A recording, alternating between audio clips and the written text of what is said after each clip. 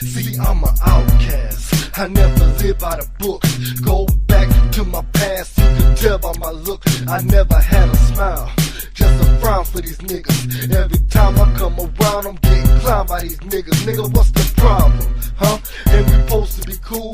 If you really got a problem, then approach me at school. If niggas hate me, then I hate niggas too. But when you face me, nigga, what you don't do is you gon' tell me when I'm right there, or sit behind my back. Now I can be your worst nightmare, or I can give you death. I can be the nigga that you run with, or the nigga that you run from. Now one thing that I don't get, how come niggas be so dumb? Man, I try to forgive, but that don't really work that much, cause it's kinda hard to live around some niggas you can't trust. You might think that I'm tripping, but it's really plain to see, ain't really much difference in a friend and an enemy. What's up, nigga, what's up with you? What's up, nigga, I thought we was cool. What's up, nigga, what's up with you? What's up, nigga, I thought we was cool. Fake niggas all in my presence, dumbass adolescents. Bet I teach these lads a lesson. Don't you see how mad I'm getting? But forget them, I don't sweat them. Though they want what's in my possession, but supposed to be my friends. Why these suckers got me stressing? Come and get it if you want it, but you don't really want it that bad, cause I treat you like a stranger. You wanna really see me get mad? I'm a young nigga, and I'm a real nigga. How y'all like that? What's up with you, nigga? Assassin, down and dirty as they come. Deep down in the south.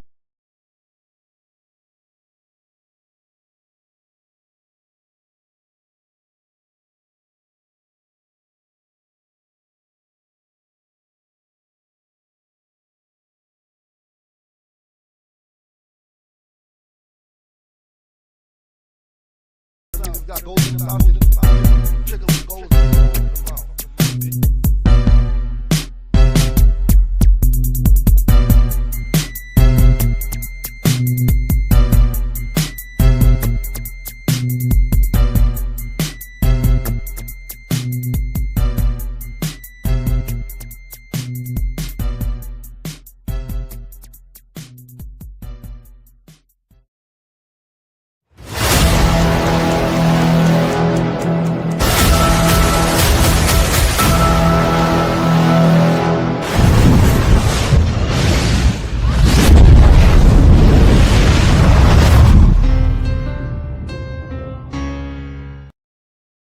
Do you really believe that garbage? It's not about believing, it's a matter of fact. So you believe people over here who run this nation support injustices over there. You probably don't even know what happened in the 1940s. In any country, prison is where society sends its failures. But in this country, society itself is failing. I'd like to punch him in the face, I'll tell you. We won the evangelicals. We won with young. We won with old. We won with highly educated. We won with poorly educated. I love the poorly educated. Niggas, you crazy. Grab him by the pussy. I did not have sexual relations with that woman. Let's go to war. Let's go to war. We are not in war with Muslims. Let's go to war. We don't have a beef with Muslims. Let's go to war. We want to be friends with Let's Muslims go to war. and Muslim children. Let's go to war. We're fighting evil people. It's important for the boys and girls of Thurgood Marshall to know Let's go to war. that we're fighting evil. Donald J. Trump is calling for a total and complete shutdown of Muslims entering the United States until our country's representatives can figure out what the hell is going on. Olivia Gondak, it says that I wanted to eat her pussy. Olivia Gondak, I've never said that in my life to her. I would never do that. I'm happily married. I've got more than enough to eat at home. You have a problem figuring out whether you're for me or Trump, and you ain't black. Okay. I could stand in the middle of Fifth Avenue and shoot somebody, and I wouldn't lose any voters, okay? It's like incredible. I went to an Ivy League school. I'm very highly educated. I know words. I have the best words. We now have a gun on every table. We're ready to start shooting. By the way, maybe you could inject some bleach in your arm, and that would take care of it. This is the same man. Sarcastically. That was... Even though they're trying to impeach the son of a bitch. Can you believe that? You believe that?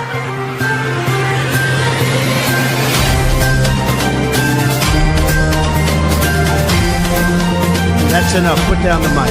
President, are you worried about indictments coming down in this investigation? Punch him in the face, I'll tell you. It's a human under attack. I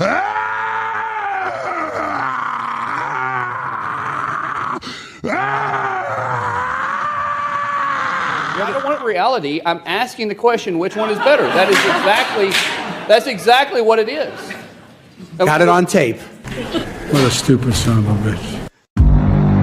Step into the tense arena of politics with TFP, where raw honesty meets critical analysis. The world's most dangerous political panel, featuring the voices of the radical Republican, MD-20, the political prophet amongst men, Ricardo, the uppity independent king of popcorn, who's waiting and watching in the political theater, Mike, the Fatalists, who is always Mike is right from the Others Gang, and Venkat, the Progressive Producer Extraordinaire, dives deep into controversial topics that shape our global stage. With sharp insights and unfiltered discussions, they explore the complex narratives of past and present political dilemmas that affect us all. They're eating the dogs. Each episode acts as a magnifying glass, scrutinizing the layers of misinformation and propaganda that permeate our world. The panel's dynamic interplay ignites debates that challenge viewers to confront uncomfortable truths about governance, power, and societal responsibility. Engage with thought-provoking content that not only informs, but inspires action. TFP is not just a series.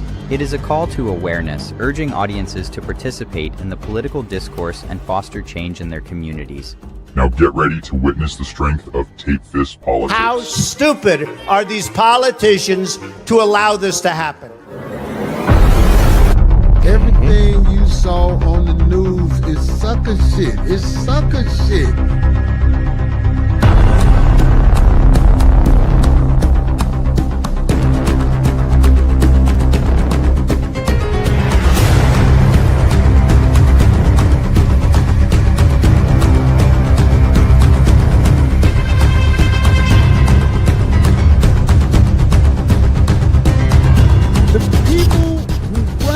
Nation, make sure that people like us are always struggling and in fucked up situations. We're gonna beat these people. I'm not trying to be dramatic here, but it's been a hard fight. These people hate our children.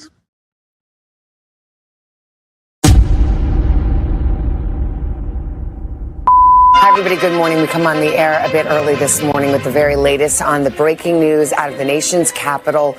An American Airlines flight colliding midair with a Black Hawk military helicopter on a training exercise. The tragedy all caught on camera. The first video we want to show you, the bright light that you see at the top is the American Airlines jet as it approached the runway. Then you see the helicopter flying directly into the frame and directly into the plane. Both aircraft immediately then crashing down into the Potomac River. The second video, it appears to be surveillance video from the airport and showing the very same helicopter moving along the river as the plane approaches the runway at DCA, and then the collision and the explosion and into the Potomac River. And the claims that you've made, are you saying this crash was somehow caused and the result of diversity hiring? And what evidence have you seen to support these claims? It just could have been. We have a high standard. We've had a much higher standard than anybody else. And there are things where you have to go by brain power. You have to go by psychological quality. That's why I'm trying to figure out how you can come to the conclusion right now that diversity had something to do with this crash. Because I have common sense, okay? And unfortunately, a lot of people don't. We want brilliant people doing this. This is a major chess game at the highest level. Answered on this subject. When you are flying on an airplane with your loved ones, which every one of us in this room has, do you pray that your plane lands safely and gets you to your destination, or do you pray that the pilot has a certain skin color? I think we all know the answer to that question, and as President Trump said yesterday, it's common sense. We want the brightest, the smartest, the sharpest. We want somebody that's psychologically superior. And that's what we're going to have. Yeah. We've all been in the back of a plane when the turbulence hits, or when you're flying through a storm and you're like, I'm so glad I saw the guy with the right stuff and the square jaw get into the cockpit before we took off, and I feel better now. No, I mean, like, you want to go thought crime? Like, I'm sorry, if I see a black pilot, I'm going to be like, boy, I hope he's qualified. Well, that's the you wouldn't have done that. You wouldn't have. You wouldn't have done that before. That's not an immediate. No, you wouldn't have done that before. That's not who I am. That's not what I believe. It is the reality the left has created. When I get on an airplane, you know, I want my pilot to be like, "Hi, this is Chad." Maybe like a little bit of a southern accent. Chad Buckworth here. You know, no, Chad. This is my 31,000th hour. I'm kind of bored, honestly. Yeah, I could do this in my sleep. But exactly. I want just like cookie cutter, like. Pilot. Yeah, this is so easy to me. I don't want LaQuisha James. They have that like up, pilot voice, and she's just like, "Hi, ladies and gentlemen. Pray for me." The projection is always off the charts with these garbage racists. And the only reason that they're this flippant about their life-threatening bigotry and emotional commitment to exclusionary policies is because not enough people are willing to call it for what it is. It's embarrassingly ignorant. The FAA, which is overseen by Secretary Pete Buttigieg, a real winner. That guy's a real winner. Do you know how badly everything's run since he's run this Department of Transportation? He's a disaster. He was a disaster as a mayor. He ran his city into the ground, and he's a disaster now. He's just got a good line of bullshit. And he's run it right into the ground with his diversity. So I had to say that it's terrible. And then when I left office and Biden took over, he changed them back to lower than ever before. I put safety first. Obama, Biden, and the Democrats put policy first. And they put politics at a level that nobody's ever seen, because this was the lowest level. Their policy was horrible, and their politics was even worse. I must say, I was disgusted at the blame game that came from our president. I was disgusted because now we found out that the two pilots are white males. When you hear DEI, when you hear blame to Joe Biden, when you hear blame to Democrats, to Barack Obama, this is not a partisan issue. This is, I would agree with George P. here 100%. This is something, there are people who are going to bury their children. I've buried a child. They don't want to hear the politics. They want to hear what caused this crash and how do we prevent other people from having their kids pulled out of the Potomac in the future. There just aren't enough people that are disgusted by our now open return to the policy of assuming male whiteness automatically means more qualified. But as long as American minorities, women, members of the LGBTQ community, and the disabled are the ones mostly ringing the alarm on this drumbeat of white supremacy, the bigots in power don't feel any pressure to even hide it. What he is saying is that the only people who are competent to run anything in this country are white men. That's what he's saying. He's saying that because the FAA has hired women and black people, that our nation's safety is at risk. It's kind of incredible that a president of the United States can say that. But let's examine why he's saying it. Why did he come out so quickly to try to attack women and black people for ruining the FAA? He did that because he is very vulnerable. He has some big questions to answer because the FAA has been in chaos, in crisis, since he took over. Elon Musk, his co-president, forced out the FAA administrators. So for the last week, we have been leaderless at the FAA. We have had no one in charge of the FAA. Trump fired, upon taking office, the entire FAA Safety Advisory Board. He spent the last week trying to push federal employees out the door, including people at the FAA, trying to bully them into accepting offers to resign. And so we got reports that the control tower was not normal on the night of the crash. Well, that stands to reason because the FAA has been in meltdown since Trump took over. he knows that he would have to answer for that. So instead of actually explaining why he left the FAA leaderless and without any direction, in chaos, he's blaming black people and blaming women who work at the FAA without any evidence. Of course, he has no evidence that that's true because it's not true. The cited FAA text that you read is real, but the implication that this policy is new or that it stems from efforts that began under President Biden or the Transportation Secretary Pete Buttigieg is demonstrably false. It's been on the FAA's Who said website. That, you? No, it's on the website, the FAA's website. It was there in 2013. It was there for the entirety. What I read. It was there for the entirety of your administration Nice and too. easy. So my question is, why didn't you change the policy during your first administration? I did change it. I changed the Obama policy, and we had a very good policy. And then Biden came in, and he changed it. And then when I came in 3 days ago, I signed a new order, bringing it to the highest level of intelligence. Okay. It was on the website. Please. Quiet. But the most important thing that we have learned is that FAA shortage of staffing in the tower had one person doing the job of two. And what they said is that the helicopter was flying outside of its flight path and that air traffic controller was juggling two jobs at the same time and was unable to keep the helicopter and the plane separated. It does seem, Crystal, that this has been going on for years now at Reagan National Airport. The air traffic controllers got the same fork in the road email pushing them to retire as everybody else in the federal government did.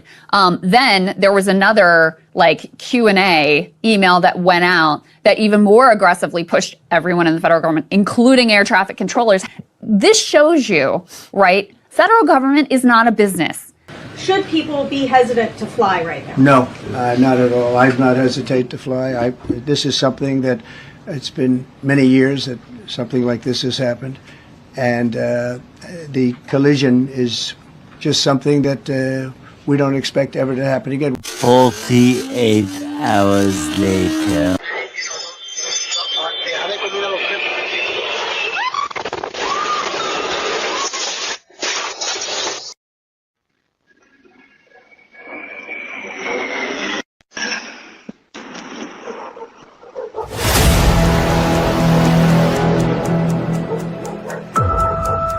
Tonight on TFP, the stage is set for another exhilarating exploration of politics with this episode.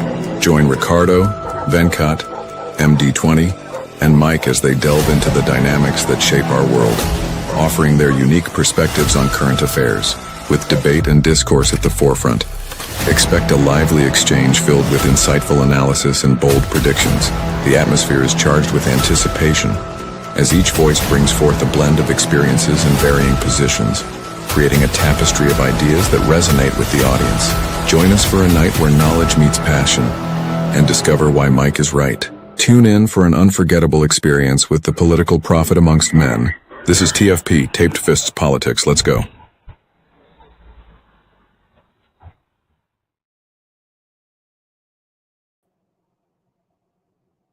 All right, here we go. It's another TFP Tuesday, Tape Fist Politics. I'm Venkat, and I am on the panel with the world's most dangerous political panel. And on that panel, we got MD20. What's going on? Political prophet amongst men. Peace, what's going on? What's happening? Hey, do me a favor, Venkat. Yeah. Keep your eye out on, because this Netanyahu Trump press conference is about to start. I tried to sync it with this. I couldn't do it. I'm driving. Just keep your eye out, man. From the stuff that I've been hearing, over the course of these couple of hours, this may be the most significant thing that has happened since Trump took office. But just keep your eye out on it. Okay. I'm gonna do that. Did you hear what Trump said? I guess maybe 2.5 hours ago. No. About Gaza. You didn't hear it? No, not at all. Oh. I was preparing for the show. I wasn't even. So he done flat out said it now. He and I think they're gonna discuss it in this press conference. He's saying that he's trying to put together something, him and Marco Rubio, with just flat out getting rid of Palestinians permanently from What? Gaza. What does that mean? Killing people? That's what I'm trying to like reselling them to different countries. Oh, good. That's So great. yeah, I'm trying to get an update on that, but just keep an eye out on it. All righty. All righty. So yeah, damn, it's stuff constantly going. There's so many things going on. You can't keep track of everything. It's just crazy. Oh man. So MD. So we saw the opening video there. Trump going to his sweet spot when faced with problems and adversity. He always digs into the good old bag of racism and ignorance. So here you got Donald Trump equating DEI as the reasoning on the failure of those plane crashes. So what do you think about Donald Trump's opinion? Well, let me give a backdrop as to everything that happened over the course of those basically 2 days. The first crash happened, it was tragic. Never in my life would I think a person with that type of prestige in that type of position have a press conference in midst of a tragedy and bring up a talking point such as DEI. That was shameful. First and foremost, shameful.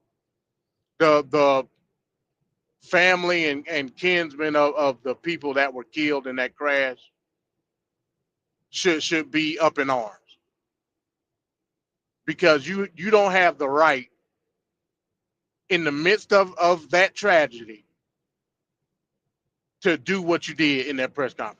First and foremost, press conference shouldn't have been held. That's first Right. and foremost. Very true.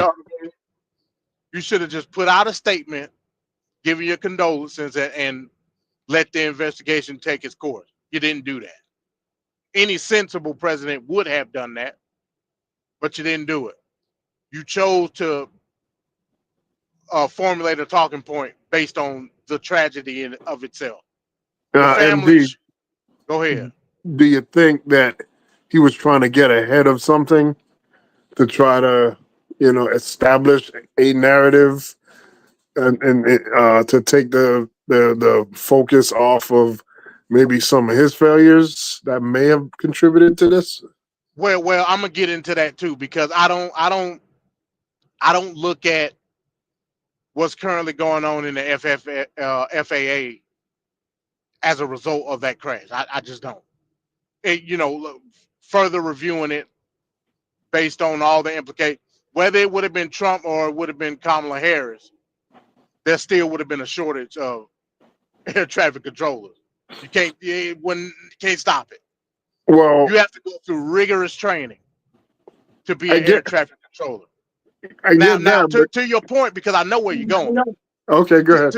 To your point, he didn't make things any better by allowing Elon Musk to essentially fire the director of the FAA, the administrator. He didn't make it any worse. So in that aspect, I totally agree. From the standpoint of overall oversight, as it pertains to the air traffic control system overall, that you won't get an argument from me. And from something so frivolous, because you're mad talking about Elon Musk, because essentially the administrator of the FAA regulated you based off safety concerns. You was pissed off, and you used your position to get rid of him. So, from that aspect, he didn't make things better.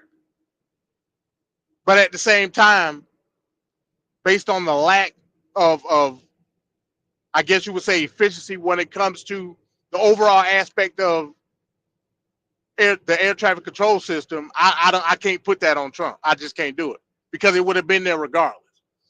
Now you can pinpoint his stupidity by not making it a priority. I'll agree with you on that too, because we all know Trump is stupid. But that particular tragedy, I won't put on that. The same thing with the plane crash in Philadelphia. It's odd, and like I said, it may be some type of divine intervention. I ain't gonna say divine intervention, divine coincidence that all of a sudden after 16 plus years we get 2 consecutive plane crashes, which are tragic. And there was also a helicopter that went down too. Right, and from the in things that I've California. been right in California. Now, as it pertains to the first crash, the things that came out today with some of the data that was pulled from the wreckage that they were able to look at, it showed that the plane, the Black Hawk helicopter, was at a height that it wasn't pre-planned at that particular designation. So for all intents and purposes, and I don't want to say this because again, this is dealing with people's lives that were lost. But for all intents and purposes, it looks as though it was the Black Hawk's fault. And it was a training mission. You dealing with somebody that was being trained to fly the helicopter. It's the dumbest thing that you're gonna go to a busy airport and do helicopter flying missions when you got all these planes going up in the air. I ain't never heard of that. That's crazy. I thought this is why you had air bases. That's what I thought. I ain't never heard of Army training missions going on at a commercial airport. Yeah. I ain't never heard of that. That is ridiculous. So, but go ahead. I do have the timeline here. I'm going to post it up on the screen of this is certain events that happened leading up to the crash. So on January 20th, Trump's fired ahead of the FAA department in charge of flight and safety.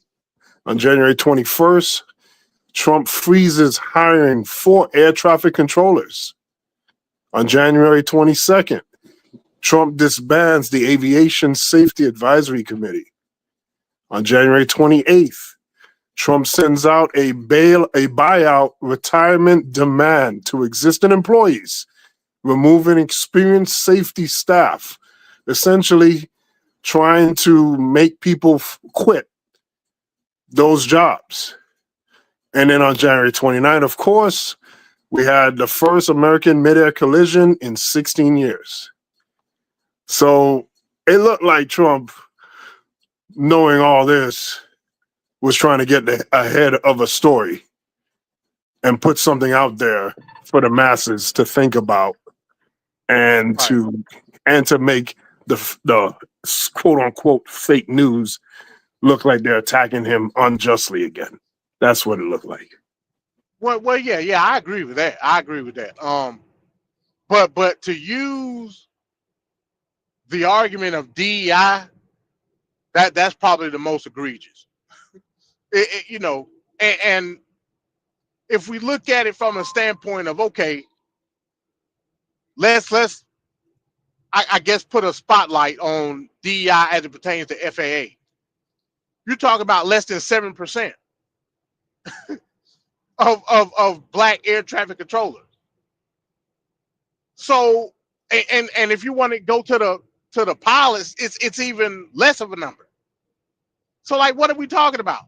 And this is how you know it was specifically. Now, DEI can be a host of a range of a lot of different diverse figures, right? You got females, you got quote unquote people of color, and if you want to put transgender in there, throw a hodgepodge of people that's not white men, basically. And you got DEI. If you want to take that route, what pinpointed to, I guess you would say, black and people of color was what J.D. Vance said. J.D. Vance was very specific in what he said. He didn't say women. He didn't say sex or gender or anything. He said because the color of your skin, people are being basically rejected from being air traffic controllers and pilots based on these DEI programs. He was very specific. So I can only go off of what the narrative was. You clearly stated that, or put an assumption into these were black pilots, black air traffic controllers, and none of those were the case. So why did you do it? You can't be that irrational to a very critical and sensitive topic to go on the basis of race. And again, this is my issue with race all in itself, because we give people like J.D. Vance and Donald Trump dumbass arguments to go off of, even if they're not, I guess you would say, relevant to what's going on. They still can do it because there's an argument to be made from the masses of a lot of white supremacists that can be a scapegoat, because that's what they made it, a scapegoat, a false one at that. So it's so many factors that play into it. I just hope that we can take that particular argument and throw it in the trash so people like J.D. Vance and Trump can stop using it. That's the only way to do it. We can't allow false equivalencies to be made on our back or on the back of anybody based on the differences that they may have. It's retarded. So I say, let's have a launching point of just saying, hey, don't give them the opportunity to use race as a strategic method to whitewash certain parameters of government. Don't allow them to do it. The way you do that, just get rid of it. But hey, that's just me. Yeah. I agree, MD. I agree. So on the panel right now, we got Mr. C-Ray, aka Ricardo. What's going on, Ricardo? Hey, what's going on, everybody? Venkat, MD, everybody that's listening.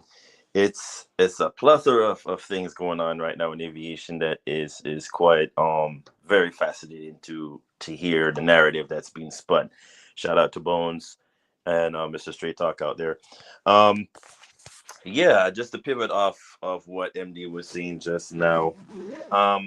Just even the whole seeing the flashback or the lead up to the show, where you have that moron and the other idiot podcasters that were talking about, when I board an aircraft, I want to hear the pilot sounding like, essentially what you're saying, they want to have the pilot sound white.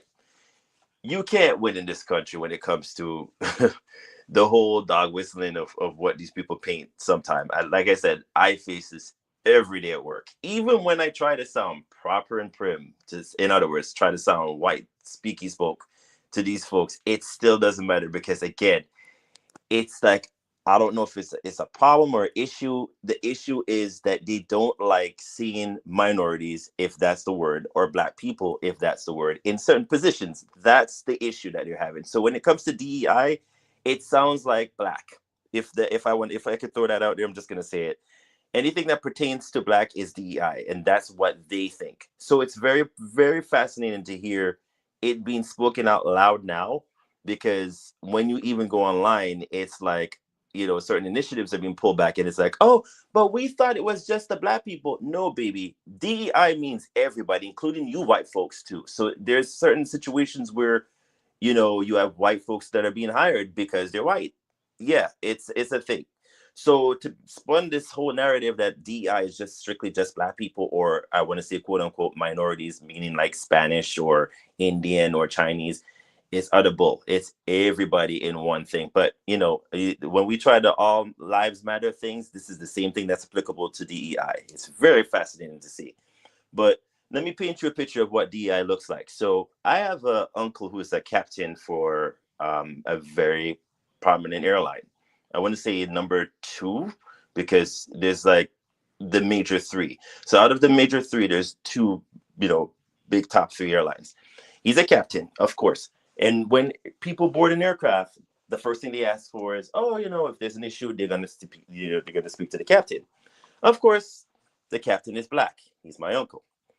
You'll be fascinated to see them go, these are white folks, by the way, go, oh, but is there someone else? No, he's the captain. He's in charge of the flight. He's the one that you need to speak to. What about the co-pilot? The co-pilot is directing the person back to, he's the captain. You need to speak to him. It's very fascinating just to see the whole, setup of how people really think in their frame of minds. And these people that you hear me talk about is the people that was I'm referring to is in the opening segment of the podcasters with that more, and I refuse to say his name, that spin this narrative. Oh, I don't want to hear a LaQuisha come on the PA and speak. It's those set of people that you basically, people like myself, face every day because I'm in the aviation industry. So if you don't know now, you know. It is very fascinating to watch. It's very fascinating to see, and it's very fascinating to hear them speak out loud now after how many years. And we know they're out there, but just to see, their puppeteer get chosen, they're just very outspoken now. Everybody wants to speak. One of the things I want to touch on is this crash that happened. Rest in peace for those 67 people that lost their lives. If you've flown into Reagan Airport, DC, it's a very tight airspace. I actually flew into Reagan this weekend. It is very, very tight space. One of the things I'm going to say at this particular moment is going to be shocking, but I will say it because even though it's an ongoing investigation, I believe, and I just like MD, because I don't want to put words in MD's mouth.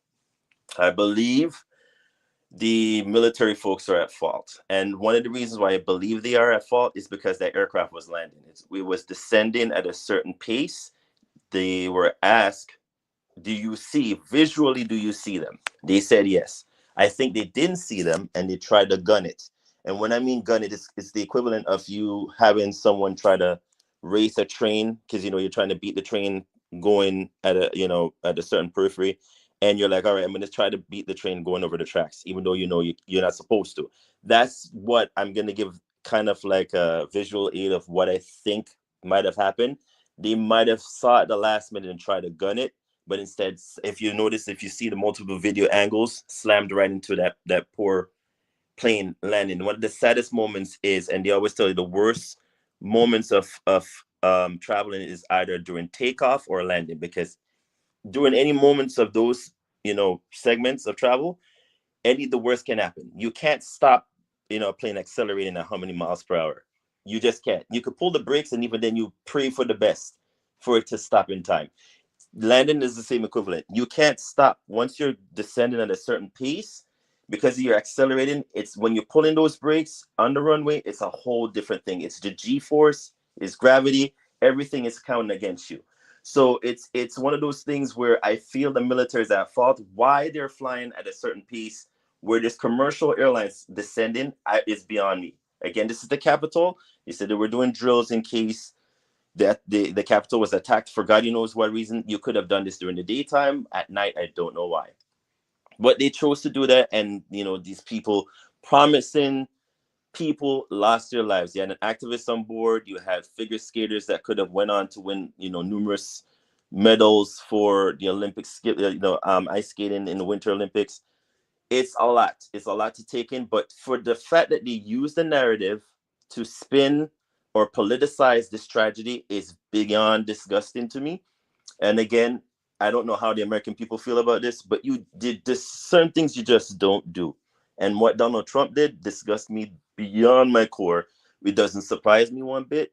But again, I didn't expect any better. But for him to come out, before you try to console the nation, just like when, I believe it was Reagan when Challenger blew up. And that was shocking because if you watched that on live TV for the first time, that would have literally made you mortified. It's the same thing that would have been applicable here. He could have said some of the most soothing things. Instead, what he do, like we always know he's supposed to do, spin the narrative, made it look like it's not his fault. And again, we're not blaming him because, the FAA needs a complete overall change up. But you kind of did fire a whole bunch of people just like the timeline that Venkat showcased, way before the crash. So again, there's certain things that's gonna align for what he did compared to what transpired. Again, it's an ongoing investigation, but it's just very overall despicable in terms of the politicization of how you use that to spin a narrative that it's Joe Biden's fault. Oh, it's the Democrats' fault. It's everybody's goddamn fault. The FAA is the government. They control the airspace. They control travel. They control when planes can land. They control what happens in a crash. When you disband people that are in charge of the safety aspect of it, you are at fault, sir. So you take partially the blame as well. Are we blaming him for everything? No, but you disbanded the safety portion of the FAA weeks before the crash. So what do you expect is going to happen now? They're going to blame you. So you're going to take it like when you step in the shit, you step in the doo-doo, you're going to smell it. So here you are, sir. Take responsibility. Find the resolution and move forward. And we're going to leave it at that for now. But there's so much to touch on in this topic that I just wanted to point that out there with the DEI and the whole spinning the narrative about the black people, when we all know in the end it wasn't black people that was flying that plane, and it wasn't even majority people black on board the aircraft. I don't know about the ATC people because they never showed their face. But again, this is what they do to spin the narrative. Stay awake, people. This is very important. Very important going forward. Stay awake. All right. Thank you for that, Ricardo. A couple more other points, Venkat. I think this is important. I don't know, because parts of the video I missed because I got backed out. He mentioned a specific policy as it pertains to people with intellectual deficiencies or whatever. I laughed at it at first. I'm like, what is this guy talking about? Turns out it was true. Crazy part about it is the person that implemented that policy was Donald Trump himself. Yep. So this lets you know this man doesn't give a damn about DEI. I do have I believe that's a piece of that in a 2-minute video here. Okay, all right. One more thing. Yeah. When it comes to, again, reiterate the point, the specific thing was, and this all came out today over some of the data that they was able to recover from the Black Hawk and the plane. The Black Hawk was authorized to only go 200 feet in the air. The Black Hawk was at 300 feet when the impact hit. When the plane was descending, it was at 300 feet. They said give or take 25 feet.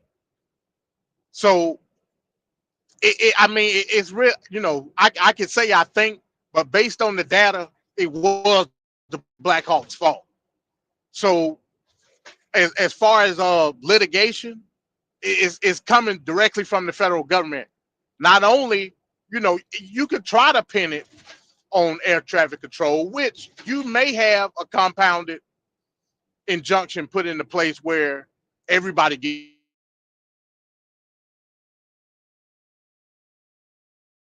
MD, you there? I think we lost MD. Yeah, you're bored out. I'm here. Oh, okay. Can you hear me? Loud and clear. I can hear you now. Okay, so basically, you're talking about a potential suit against the FFA, which is a governmental agency, against the U.S. military itself, which is also a quasi-governmental agency, and of course, the airliner itself is going to have to take some responsibility. So, from a legal standpoint, I think Trump is going to try his best to, I guess, put more of the brunt on maybe the airline as it pertains to the supervision of the tower itself.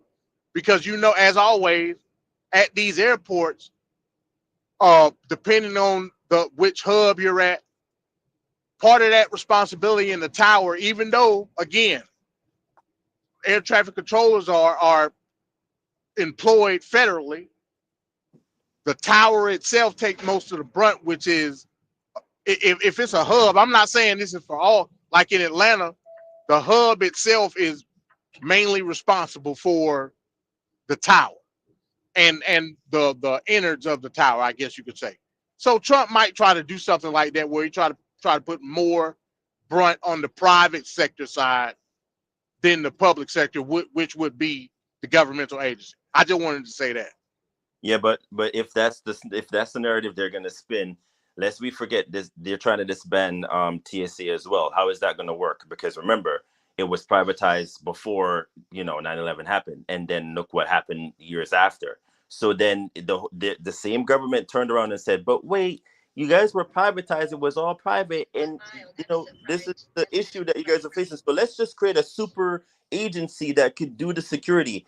And then now, all of a sudden, it's a problem. So one senator decided, "Oh, I'm going to put through a legislation to get rid of TSA." How? How are you going to do that? Well, it's going to be hard to do that. My point. But TSA is under Homeland Security. Homeland Security was created after 9/11. Hell, the way it looked, it might not be a Homeland Security no more. I don't know. It's Trump at the end of the day. Trump fired the head of the TSA, and now we have a vacant director of the TSA right now. The head, it's just crazy. You don't have any leadership at all. There's nothing but mass confusion, and nobody knows what's going on. But remember, we spoke about this weeks ago, where MD was saying, "Where's the opposition in all of this?" I think they finally start waking up, because we start hearing a whole bunch of people. In fact, there's an actual what do you call it?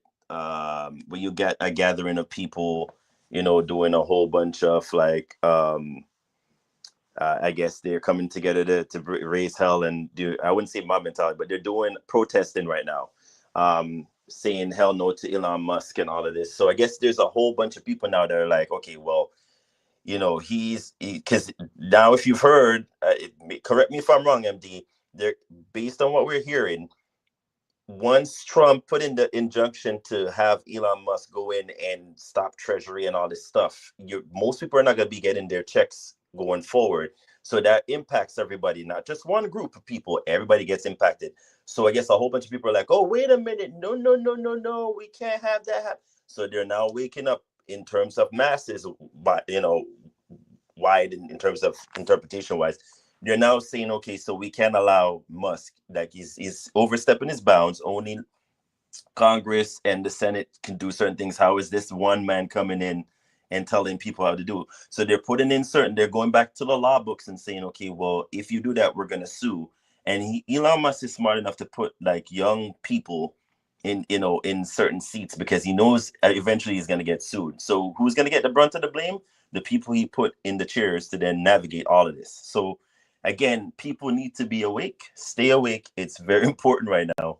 You can't fall back, and the opposition needs to be doing their job. Like MD said last week and the week before, where is the opposition? They're not doing their jobs. They're sitting back doing woe is me. Now is not the time for that. Now is the time to stand up, go into your legislation powers, into your books, and start doing your work. Now is the time when you don't lay back and let them ram in it. You go, do your job, pull out all the woodworks you could pull out, and say, hey, this is not how it's going to go forward. There's legislation. This is acts that we put in since 1978, 79.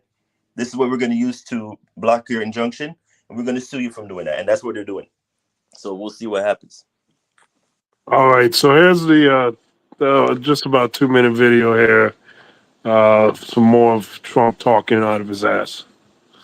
The FAA is actively recruiting workers who suffer severe intellectual disabilities, psychiatric problems, and other mental and physical conditions under a diversity and inclusion hiring initiative spelled out on the agency's website. Can you imagine? They include hearing, vision, missing extremities, partial paralysis, complete paralysis, epilepsy, severe intellectual disability.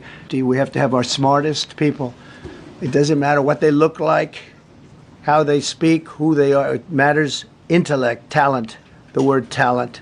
They have to be talented, naturally talented geniuses. Psychiatric disability and dwarfism all qualify for the position of a controller of airplanes pouring into our country, pouring into a little spot, a little dot on the map, a little runway. psychiatric disability, and dwarfism, and dwarfism, and dwarfism, and dwarfism, and dwarfism. The initiative is part of the FAA's diversity and inclusion hiring plan. Do you even yet know the names of the 67 people who were killed? And you are blaming Democrats and DEI policies and air traffic control and seemingly the member of the U.S. military who was flying that Black Hawk helicopter. Don't you think you're getting ahead of the investigation right now? No, I don't think so at all. I don't think with the names of the people, you mean the names of the people that are on the plane? You think that's going to make a difference? Does it comfort their families They to are hear you a blaming group of DEI people that have policies? lost their lives, but I think that's not a very smart question. But are you I'm blaming- surprised coming from you. Are you blaming air Please. On the screen, a helicopter and an FAA plane actually almost collided in 2018 right next to DCA. The near collision was almost identical to Wednesday night's crash. The controller, in that case, working both helicopter, local traffic at the time. Crazy. And the reason why, again, is the short staffing of the FAA. The FAA's diversity push includes focus on hiring people with severe intellectual and psychiatric disabilities. That is amazing. And then it says FAA says people with severe disabilities are most underrepresented segment of the workforce, and they want them in, and they want them. They can be air traffic controllers. I don't think so. All right. There we go. There we go. So Donald Trump says we got dwarfs. We got everybody controlling the air traffic control because that's his DEI. That's his hunch of DEI. It's just crazy. And you know he's talking trash when you hear him say mental institution, because that's something he's been saying on the campaign trail now for the last 2 years. That's a set speech pattern right there for him. He's just clumping everything together and just blaming in the wind everything, his greatest hits. So, Andy, any thoughts on, because you mentioned about that earlier, about him listing out those different people with different mental and physical deficiencies, and like you said, that stuff was going on when he was president. And by the way, that almost collision that happened in 2018, he was also president, and back then there were limited staffing. So, what do you think? Venkat, what I'm telling you is, it wasn't just going on when he was president. I know that. I know He put the policy into place. Yeah, I understand that. Like that's crazy. And first and foremost, why can't you be a little person and have the capacity to be an air traffic? I don't get it. Like, I mean, I don't understand it. Maybe, if you're missing an arm or a leg, why can't you not be an air traffic controller? Well, but, Are you sitting in a chair? I don't know. I mean, I'm just asking. This is crazy stuff, man. This is crazy stuff, man. So again, this lets you know. First of all, he lacks the understanding of the I guess you would call strategy of DEI, which I don't even agree with. But that just lets you know that, we're talking about severe intellectual disabilities. He got it. He is DEI. He himself. Because he don't even understand the programs that he's talking about. He just read verbatim something from the White House website that he put into place. But what's even worse is the MAGA maniacs that just accepted, not knowing that it was him that put it into place. They didn't know that. They didn't know it at all. No, none of us knew it because none of us should have known it. Unless you're trying to be an air traffic controller, I guess. Why the hell do we need to know that? But again, they use it as a talking point to try to virtue signal and do confirmation bias. So, this is a problem, folks. It's a problem. Again, you can have your issues with what we call a meritocracy. I don't like to use that because I don't view it like that. But if we just get rid of a lot of the stigma based on a lot of these terms and make some of these dumbasses put their money where their mouth is as it pertains to what they say that they believe in, this would all go away. because you put a spotlight on them and call them for their hypocrisy. Donald Trump knows that the average MAGA maniac is dumb as hell. That's why he can go on live TV and read something that he ain't write it. I ain't, something, but it was his policy, and tell you that it's bad. That, hey, what's the old adage they say? You try to make chicken salad out of chicken shit and expect the public to eat it. That's your average MAGA maniac, man. And they gobbling it up. That's your average MAGA maniac. This is crazy. Okay, so to go on what you're saying, as far as people just going with, or MAGA especially, just going with everything Donald Trump says. And, we don't do fact checking when it comes to Trump, that's for sure. So I want to show this video about a policy idea or law that Donald Trump executive signed. Let's take a look at this video and our thoughts on the other end. Y'all, I swear I ain't being messy, but Trump just passed a law to where if your baby daddy is paying child support, then you as the mother cannot claim those kids on your tax return. I'm not really sure how I feel about that, because this dude's out here paying chump change. But I'm gonna keep my opinion to myself. I want to know what y'all think. Oh my goodness. Trump just tweeted, if you put your baby father on child support, right? You can't claim income tax. You can't claim income tax. He only can. Only he can. Did you hear me loud and clear? Loud and clear. Ladies, when you put your baby father on child support, you no longer can claim your child. Only the father can. Is those $80 worth it? Wow. That's big. Big. But I think it's 10 bands at $80. Because if he taking care of his child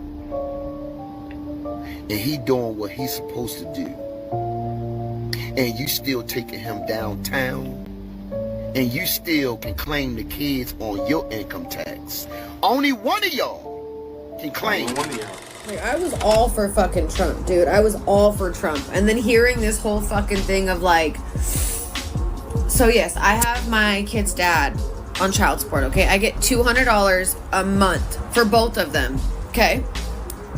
What is $200 gonna do in California? Nothing, but it is what it is. I don't care.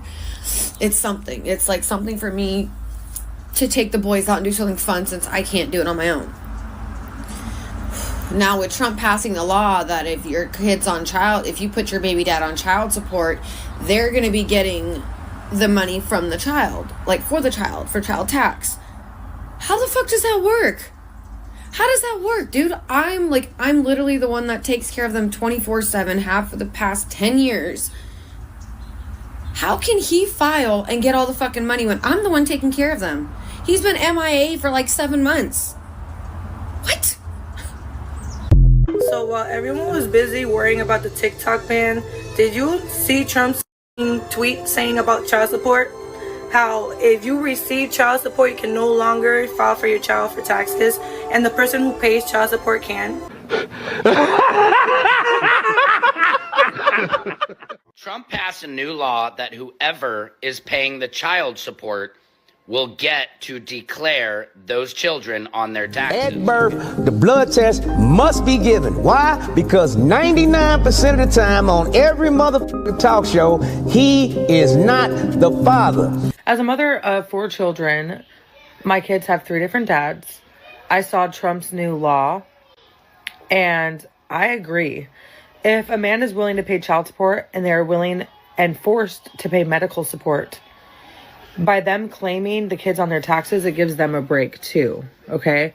I know a lot of people are against this because I personally feel a lot of women look forward to tax season because of those tax refunds, right? But at the end of the day, if you're dependent on a tax refund, maybe you should find a better career path, stuff like that. But I mean, yeah, no, I actually think it's a good idea because what's happening is these men are forced to pay child support, or women are forced to pay child support. And then from there, they have to provide medical as well. But if you do not claim your children on medical, if you qualify for any kind of health support, you have to pay out of pocket for your children regardless. They will not let you add them to your plan unless you claim them on taxes. So I understand why Trump's doing this. Ladies, listen up good and listen good. To all the men out there, this is some great news and I need you to hear. Donald Trump just tweeted, if you put your baby's father on child support, you cannot claim the child for income tax. Only the father can. Only the father can claim the child for income tax. You can't. Damn, boy. Trump, where you been at? It's like, you damn if you do, you damn if you don't. Because a lot of these brothers need to be on child support because they are not financially supporting the kid. You understand what I'm saying? And then it's like, you suffer the consequences for him having to pay child support when a lot of the times these guys out here are deadbeats. They need to be on child support. But making the father being able to get the credit for the kid at the end of the year for income tax, and what if that's your only kid? What if that's money that you rely on because your income and you've been filing your kid every year? Like, I know that y'all gotta be like thinking like what Trump was thinking when he decided to come up with that kind of a concept. You know what I mean?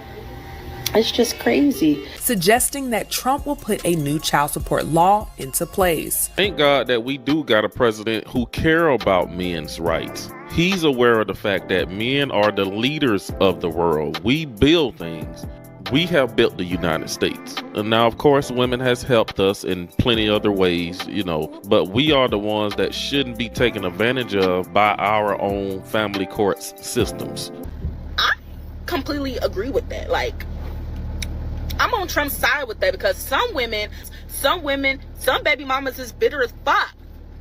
Some baby mamas is bitter as shit. And they just put their baby daddy on child support because they mad because the dude don't want to be with them. Like, they just bitter as fuck. So, like, I feel like I agree with that law. I agree with what Trump is saying. Like, and that's his own period. Trump passed his insane new child support law. I don't know if this is true or not, but I just saw this guy talking about how whoever is paying the child support is going to be the one that gets to claim the child on their taxes. So if you're a single mom or a single dad and you're not the one paying the child support, you're not going to get to claim them on your taxes. I'm a single mom. I get child support, and my son's dad does not even see him at all. It's been 4 years since he's been in his life. He's not been in my son's life since he was 6 months old. My son's almost 5. I'm already barely making it as it is. Like, literally, paycheck to paycheck still, unfortunately. Has anybody else heard anything about this? Because that would be the worst thing ever. Social media has been filled with claims from influencers that Donald Trump has changed the tax code on child support after this tweet went viral. It says, Trump already Trumpin'. Trump's new child support law will be crazy. Basically, if you put someone on child support, you will no longer be able to claim the child on your taxes. Only the person who is paying the child support can. Child support or child tax credit. Well, here's reporting from Mediaite. A TikToker attracted 16 million views with his video asserting Trump passed a new law that whoever is paying the child support would get to declare those children on their taxes. Oh my God, Trump just tweeted, if you put your baby daddy on child support, that the baby daddy now gets all of the income tax. But they were all based on a false tweet. It wasn't even true. One of the TikTokers who started the rumor also made the video debunking it. Take a look. That Trump child support stuff, I made it up. I made it up 6 days ago. It's going viral. My video alone has 12 million on TikTok and 1 million on Instagram. But I was just making it up in my car because I said, have y'all heard Trump just passed, I'm paraphrasing, but I said, Trump just tweeted that if you pay child support, the baby daddy get income tax. What? And I said that, and all of a sudden, then I went wildfire. I'm saying duplicates of the video, people using my sound, some people just creating their own narrative of it, but it's fake. He didn't pass nothing. It's a good conversation that everybody having, but it's fake. So I just want y'all to know I'm the original person that did that. I was playing around. Thank y'all for the conversation, the dialogue. That's unbelievable. All right. It's also important to remember that even if he did, the president could not make such a change by himself. An executive order would be null and void. Congressional approval is required, as Verify.com detailed. Amending the tax code, which is what this would have been, requires Congress to pass a bill altering the Internal Revenue Code, or the IRC, the governing law of federal tax collection. That has not happened. It hasn't even been proposed. All right, so there we go. You see how easily how this stuff can go out of control. And now we have a situation here where people are believing like wildfire that not only did Trump say it, but that the damn law passed. And it was not even remotely true. Ricardo, what do you think about that video there showing how crazy things can get out of control and people believing the hype?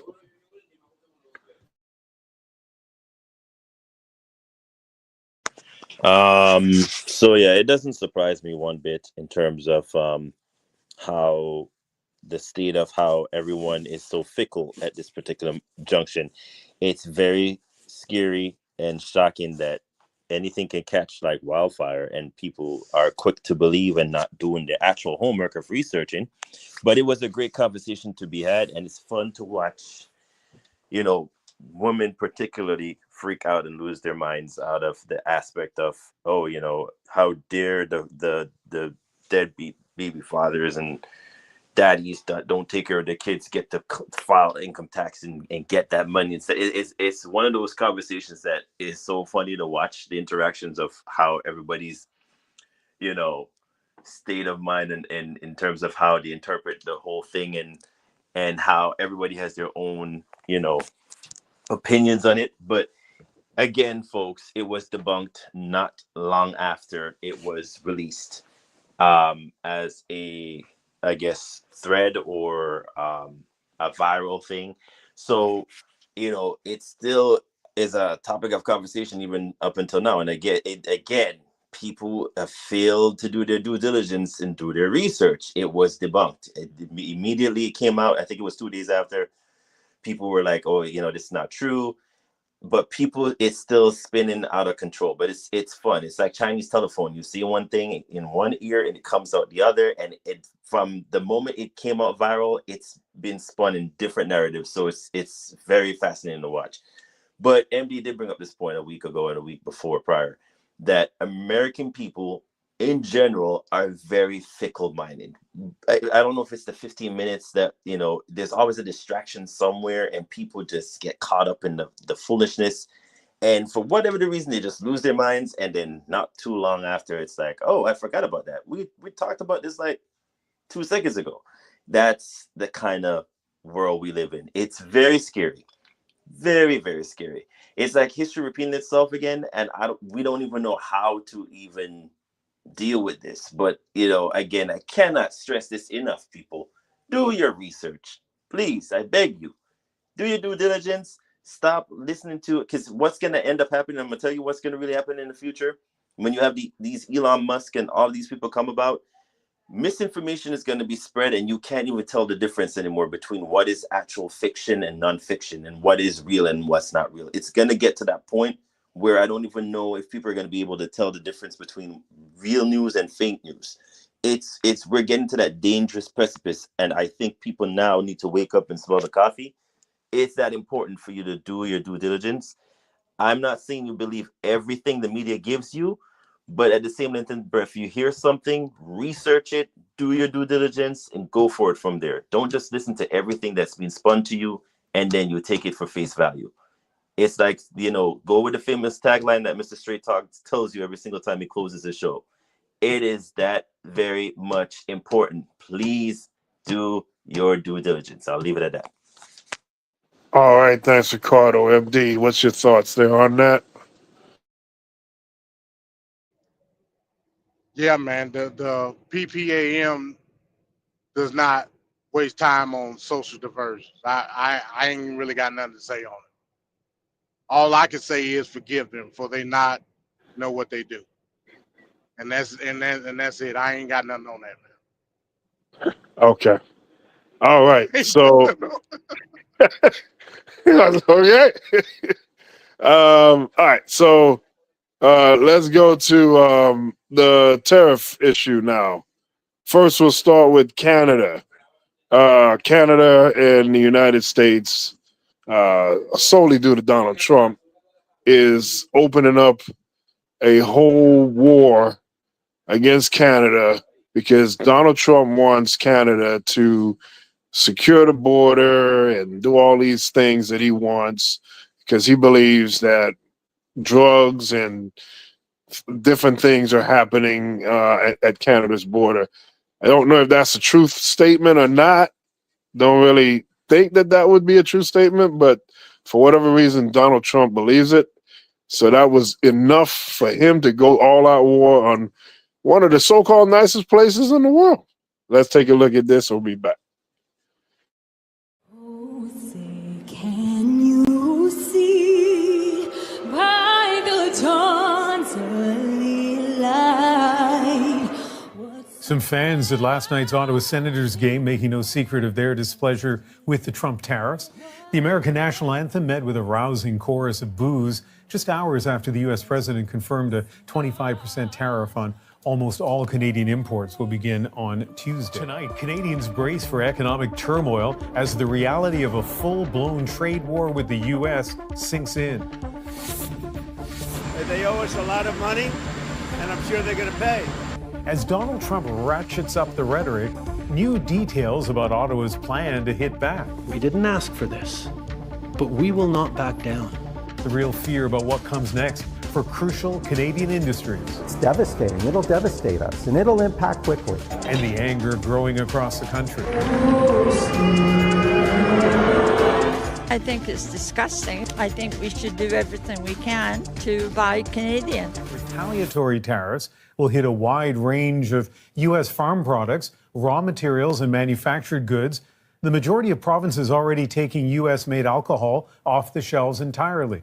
Officials urging people to buy Canadian to spur a consumer boycott. Trump's response today, furious, again calling for Canada to become, quote, our cherished 51st state. After U.S. President Donald Trump launched a trade war, Canada is hitting back. We don't want to be here. We didn't ask for this.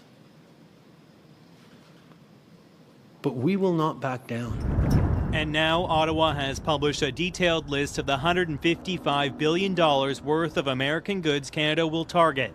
More than 1,000 products, everything from juice and liquor to makeup and motorcycles. Fruits and vegetables, jewelry, and washing machines also made the lengthy list. Well, Canada's a very bad abuser. It's retaliation against Trump for striking Canada first with a 25% tariff on virtually all our goods and a 10% tax on energy.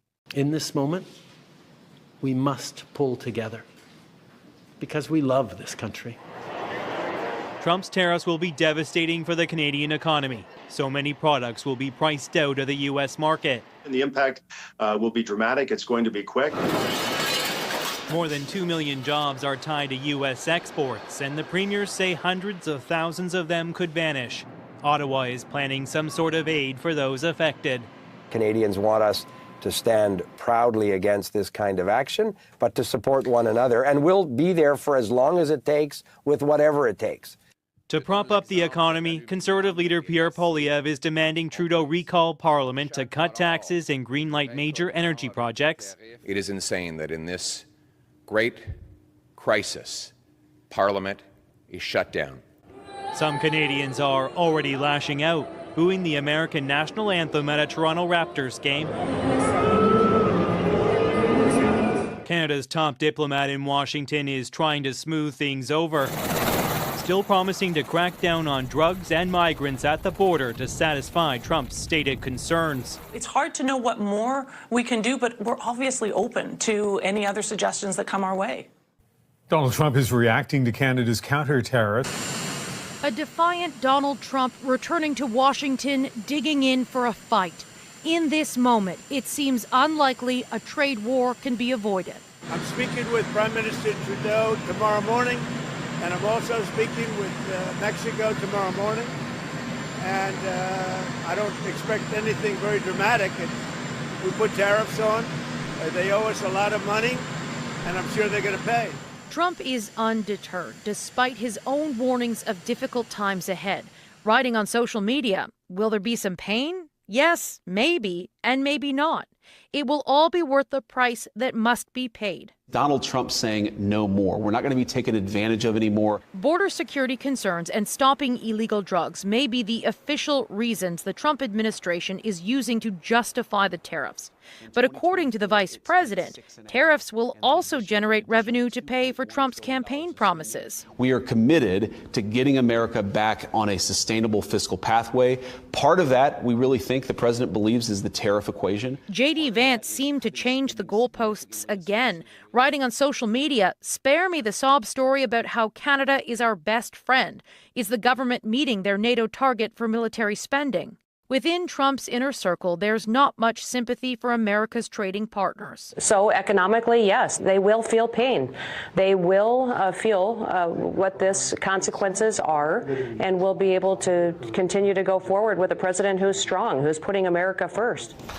There are some hostile words, too, for Prime Minister Justin Trudeau after announcing Canada's response. My advice to him is he probably ought to talk to the Canadian people who are about ready to throw him out of office because he's been a total disaster. All of it is in line with Trump's increasingly incendiary rhetoric about Canada. Complaining about trade deficits, he wrote, "Without this massive subsidy, Canada ceases to exist as a viable country. Harsh but true. Therefore, Canada should become our cherished 51st state." Some Canadians are already starting to change their shopping habits. I've been shopping local forever, so I would rather support the local economy. My wife and I were thinking of solely buying Canadian. We're actually looking at different companies that would replace. Just got to do it. You just got to pay attention, read the labels, see where things come from. Please stick to the Canadian products. That message is not only resonating with Canadians, but comedians are having a little fun with it too. You were going to buy American maple syrup?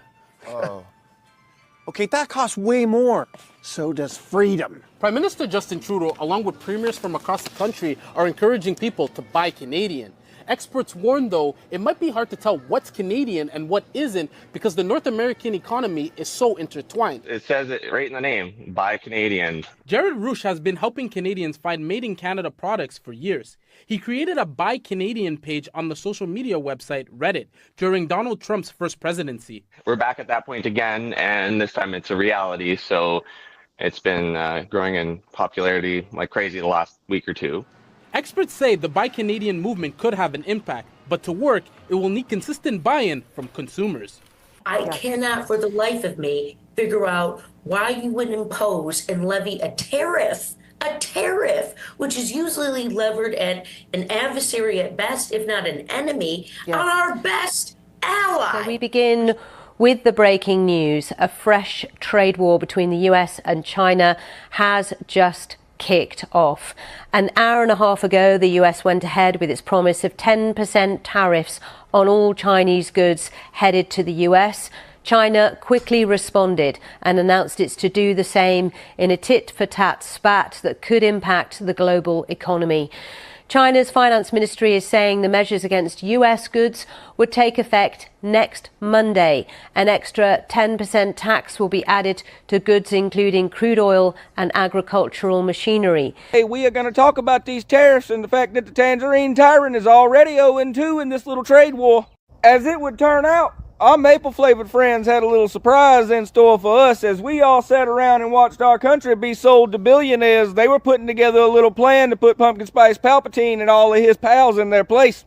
Spoiler warning, if you live in a red state, your life is about to get a lot more expensive. Mayo Sapien Mao left exactly one little exception in his sweeping 25% tariffs.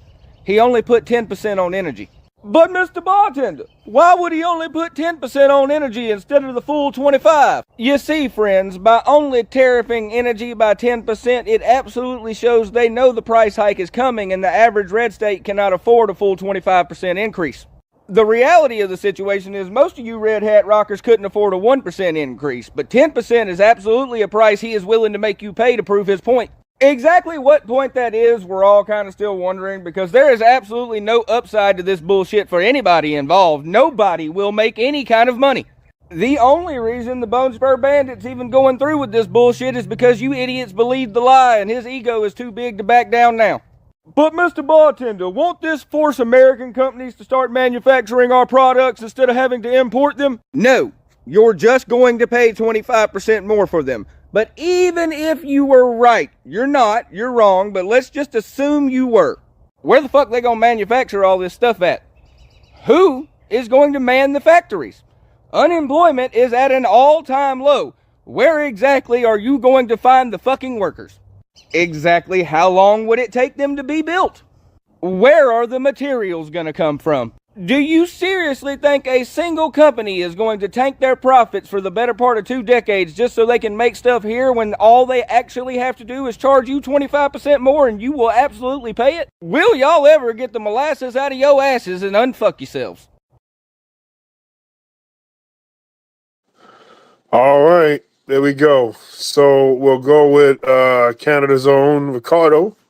Ricardo, what do you think here about what's going on with Trump and Canada? Well, all I can tell you is, well. Look what's the term we usually say? You fuck around and find out, if you can say that, or F around, you find out. It's now here. I posted a video a while back of Reagan saying something, and I'm not really a huge Reagan fan, but there's moments where he's, in terms of sound bites, he stands out. And he made a very important quote once where he says, "You never go against." Ricardo, we lost you. We didn't get that. MD, you can hear me? Joe, yeah. Yeah, Ricardo went away. Ricardo, can you hear us? Oh, we just lost Ricardo. We'll go back to Ricardo. MD, what do you think here about Canada versus Trump? So yeah, man. I don't even really want to say that a crisis was averted, because it wasn't. The Canadian people are real about what they're doing. I saw a report that just came out today that said some of the conservative members of the Canadian Parliament is putting together a bill to codify the made in Canada and put it on every product that's made in Canada that's in stores. They dead ass about this made in Canada thing. Who is that's gonna hurt? It's gonna hurt the American manufacturer, which most of them probably are MAGA maniac. Let's just keep it above. This is retarded. For anybody that think that this was a good idea, whether you believe Trump won or not, which he didn't, people are going to suffer based off of it in the long run. That's just a fact. Now, the last video that was in that clip, the dude was 100% correct on most things. He was wrong on one particular item as it pertains to the red states. The counterintuitive measures that Canada was putting into place, yes, was going to hurt specifically red states. They even said it. They was going to target stuff like Kentucky bourbon, Tennessee whiskey. They was going after red states. But as it pertains to the tariffs that Trump was putting into place on Canadian goods, that 10%, and he specified the 10% on the energy, that goes to border states that border Canada, because in a lot of those border cities that border Canada, they share electrical grid. That's number one. That electrical power is converted in Canada. So had they would have put tariffs on, even if it was 10%, guess what? People's heating, electricity was going to increase. That's just a fact. Crude oil, heavy crude oil. Y'all live in Florida. I live in Georgia. We get a lot of OPEC oil, and it's refined in places like Texas, Louisiana, and so on and so forth. Whereas a lot of the northern states, that heavy crude oil comes from Canada. Guess what was going to happen, Venkat? Gas prices was going to go up. You don't think Trump knew that stuff? You will look me in my face and tell me that that's okay. But it wasn't okay during Biden. The hypocrisy is real. What are we doing? What are we doing?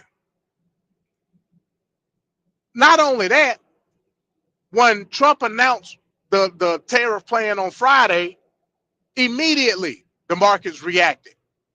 When we all woke up yesterday morning, the markets opened into free fall. You don't think Trump knew that? At the same time, he was taking questions from the media behind the Resolute desk, and Rupert Murdoch and other high-profile Wall Street gurus was in the room. Never talked about what. I don't even know why they was there. Why is Rupert Murdoch in the Oval Office? Because they're all you got to put the dot. You got to connect the dots, man. This shit is not hard. You don't think Rupert Murdoch came in that White House and say, "Hey, look, man, you need to do something and do something now." So what happened? He played basically the hero dynamic off of something that was already put into place and made you think that he was the one that got it done. All this stuff is a lie, ladies and gentlemen. That's his whole career. It's called the Hegelian dialectic, is what it's called. You have a thesis, you have an antithesis, and you have synthesis. You create a problem only to create the solution to make it look good. Drop Yep. It's simple dynamics, folks. But you got people touting Trump won. Canada and Mexico folded. How did they? But that's the thing that kills me though. How did Trump won? Because the measures that they came out with yesterday, Canada already put those in place from 3 weeks ago. So I'm confused and Mexico did the same thing. So it's just reiterating the same thing that they literally said they were going to do. But does the MAGA maniac know that though, Ricardo? That's what Hell you got no, to they factor don't. in. Hell no, That's they what you don't. must factor in. You telling me that they ain't doing nothing? Pretty much. You must factor that in. The MAGA maniac does not know, and if they do know, they put psychological barriers into place to rationalize their position. This is a fact, though. Now, if it's amazing that you just said the maniacs doesn't know. Here's another part of the video here of people trying to explain to MAGA maniacs about tariffs. We'll be right back on the other end. Who pays the tariffs? The Chinese government pays the tariff. No, they don't. Yes, they do. I'm an importer and exporter for 20 years. How is putting a 25% tariff on heavy crude going to make you pay lower for gas? It's not us, it's the country. Who pays the tariff? The country. We're not paying the tariff, it's the country that's paying it. I'm telling you, that's why Trump even did it. That Trump didn't want us to pay more. Tried. You think that Canada would be paying tariffs? Yeah, they will pay the tariffs that we implement on them because they have to. That's why they need to become the 51st state. If they don't want to do that, then join us. Trad. Countries don't pay tariffs. I'm not. I'm telling you how it works. Even Trump said it. Are you telling me that Trump is lying to all of us? Yes, that's exactly what I'm telling you. Go on Google right now. Oh, Lord. Ask Google, who pays a tariff? Come on. It's paid by the importer. And an importer is a Country. company. I know, I'm not stupid. So a company pays a tariff. Okay. Not the other country. Increased price of importing that good then gets passed down to the American consumers. Thanks to friend of the show Isaiah Martin for that clip. I have another amazing clip of Walter Masterson, good friend of the show, out at Trump's inauguration explaining tariffs to a Trump supporter.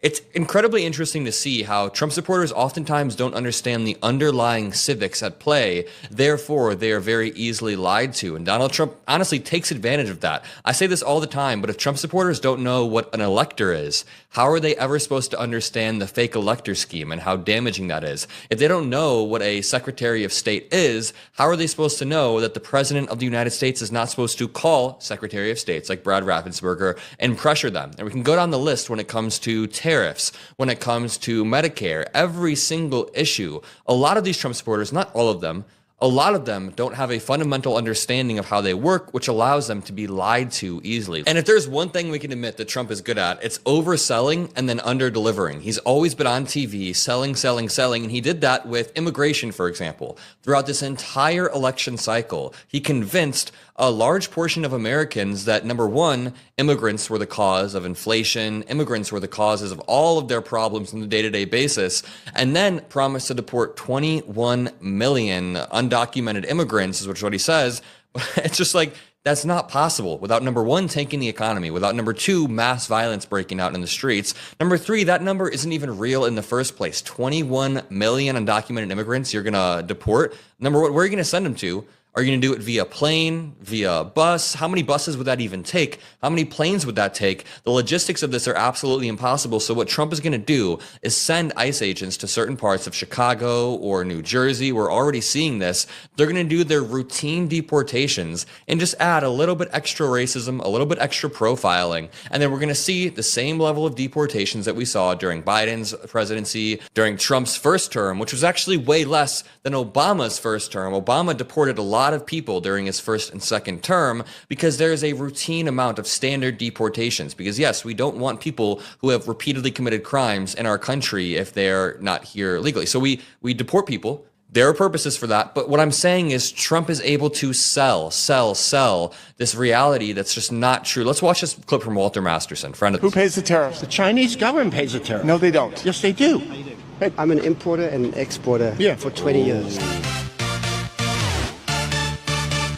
When a product comes into the U.S., there's something called a tariff sheet. Okay. I, as the buyer of that product, follow U.S. law and pay the tariff. I'm an American citizen, an American taxpayer. I pay that tariff to the U.S. government, and that increase in the cost, I then sell to you for a higher price because I've got to cover that tariff. Then what about? What do you say? Our tariffs are higher when they go overseas as opposed to theirs coming here. Tariffs are never a zero-sum game. Tariffs are a tool. For example, you might say you want to sell us your beans. Yeah. We are going to give you a low tariff if you buy our corn. But the cost of the tariff is ultimately always borne by the consumer. Don't you think at the end of the day there may be more competition within the market of the U.S. government? And you're confusing the question. This is not a question of competition. The point we're discussing is who bears the cost of the tariff. Okay. I couldn't tell you if it's good policy for the U.S. government to tax beans and for the Chinese government to tariff corn. But what I can absolutely assure you is that a product that comes into the U.S. is paid for by a U.S. company, and the increased cost of that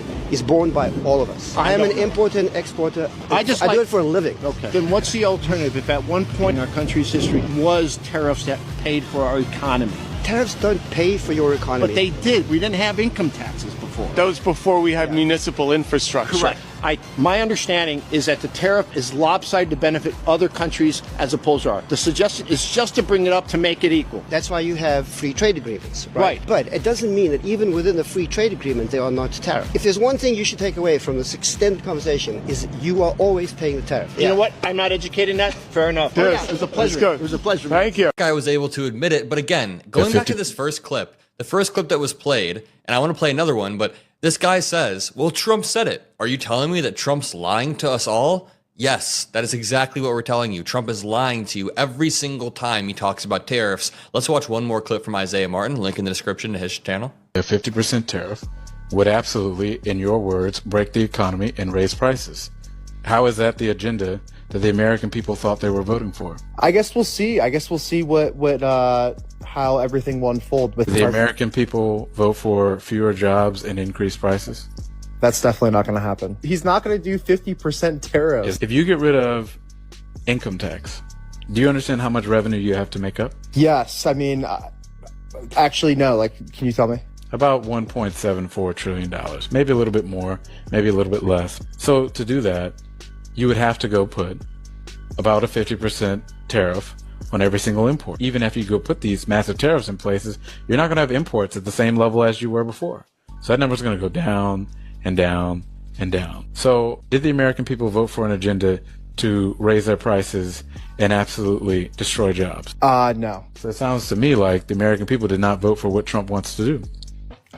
Incorrect. So explain to me how you're going to make up $1.7 trillion worth of revenue. I don't know. We'll have to, like I said, we'll have to see how. You know why. You know it's bullshit, but you just don't want to admit that this is an absolute horrific agenda that you know makes no sense. You know it, but you're still holding out hope, hoping for the day that Donald Trump can save in and prove you right. Well said from Isaiah there. One more clip, a friend of the show, David Pakman, rolling through a Trump supporter, teaching him about tariffs. China's not paying tariffs right now? The tariffs are paid by the American companies that import the Chinese goods. That's the way it's such a fundamental, and I see you looking a little confused on this one. Yeah, I'm confused. This is the way tariffs work. What Trump did is place tariffs on Chinese imports. By the time the imports get here, China's been paid for the stuff. Maybe they get net 120 terms, right? But in a sense, China has already transacted. The American company who brings the goods in pays the tariffs. Really? You're kidding right now. No, I thought he said he was raising the tariffs by 50 to 100% for Chinese imports. You got to clip this. I'm begging you. You got to clip this and send it to me. I'm genuinely None confused. of this stuff is getting cut out, right? No. Oh, my God. This off with an article that says 92% of Trump's China tariff proceeds had gone to bail out angry farmers. Now, this article is from 2020 because in Trump's first term, he started a trade war with China. 92% of the proceeds from that insane trade war that he started then went back to bail out the angry farmers that were affected by said trade war. It is a policy that is just terrible. It's escalatory. Free trade is the way to go, and I'll leave it at that. Drop a like, subscribe. Have a great rest of your day, and I'll see you in the next video. Peace out. All right, so there we go. Tariffs 101. All right, MD, you were in the middle of making a point there about tariffs, but I just saw it coincided with what you were saying, so I just wanted to add to that in the conversation. What do you think about what we just saw there with the tariffs, MD? Yeah, young Adam Mockler was correct. Free trade is the way to go, 100%. Now, this particular subject is too complex to articulate in detail, like I want to do on TFP, because again, we work on a time schedule. Let me put it to you this way. Prior to 1913, we were on, and I think they talked a little bit about this in the video. Prior to 1913, we were on the tariff system. It was so unstable that during the election year, 1912, we didn't have the sufficient funds in order to pay our military. Just think about that. The tariff system, as it pertains to funding the government, has never worked in any country. It just hasn't. In the history of civilization, modern civilization, it's never worked. It's still it's a tax, yes, of course, but you basing that tax on something that's unstable. How can we use a tariff to something that another country simply doesn't have to import? They ain't got to do that. And slowly but surely, that's what started to happen. And we got into more industrialization as it pertains to America which further hindered the tariff system because we start the manufacturing boom early 1920s, in the 30s, of course, the Great Depression, then out the Great Depression, it sprouted. Now we live in an age where we don't even need a manufacturing industry in the United States. We just don't. Because we have other industries that are capable enough to provide income to the masses to buy from somewhere else at cheaper prices. What the hell I look like promoting protectionism with nothing to protect? What the hell am I protecting? Ain't no manufacturing in America. Not like that. So, again, this is a complex situation we're dealing with as it pertains to tariff. That's just a fact. Woodrow Wilson put into place the income tax system. It's been working ever since. Now, let's say, okay, let's just use it hypothetical. You want to get rid of the income tax, bring back the tariff. This is how dumb a megalomaniac is. So you mean tell me you don't like paying income tax with cheaper products made in foreign countries? You would rather have no income tax with exorbitant prices of stuff made here. Tomato, goddammit. This is how dumb people are. Yep. like I'm paying $10 for a product. I'm getting charged income tax at 5%. I would rather go to not having income tax and paying 50 to 60, 70% more for another product. Where are you saving the money, Venkat? I need to know this. Your guess is as good as mine. This is the stupidity that we're dealing with. Now let's go back to the tariff situation with Canada and Mexico. People talk about the tariffs as it pertains just to the goods that's imported. It don't work that way. Not the way Trump was implementing them. It's a thing called ad valorem. Ad valorem is the gross value of something. So if something comes from, and let's not even take away, we don't know what's going to happen with China. Those tariffs still might be in play. And we screwed either way, because that's where we get the most of our stuff from, Venkat and Ricardo. Yep. So we distracted with the Canada and Mexico stuff, yet the China, which is the most important, because that's where we get our stuff from, is still in play as of right now. That may change, we'll see. But something called ad valorem, the gross value of a product. So if a product comes from China, this is under the old tariff system. A product comes from China, it costs $100. It get tariff 10%. It's going to be $110. They're going to carry that over to the consumer. We all know that. We don't know, and again, this is stuff that you just have to learn. Something gets tariffed from China, but gets manufactured here to be exported. The ad valorem exemption said that you don't have to pay tariff on that. Sometimes the product can go back and forth. Our phones, for example, go back and forth from China. They'll go to Taiwan or India to get a chip in, come to America to get alloy, go back to China, come over here to get sold. That's compound tariffs. It was an exemption on all of that, even under Trump's first term. They're not telling you that he took that exemption away. It's not in this executive order anymore. So, hypothetically speaking, your phone can possibly be 2, 3, 4 times tariff before it actually gets on store shelf. Based on the fact it's getting manufactured in different places. Every time it comes from China and gets on that ship, it's paying a tariff tax. The exemption no longer exists. This is the stuff that we got to be talking about. The de minimis tax. Hypothetically speaking, again, you Auntie Chink in China sending you some green tea from over there, right? The de minimis tax exemption said if it's a personal item coming from a tariffed country, it was exempt, no longer.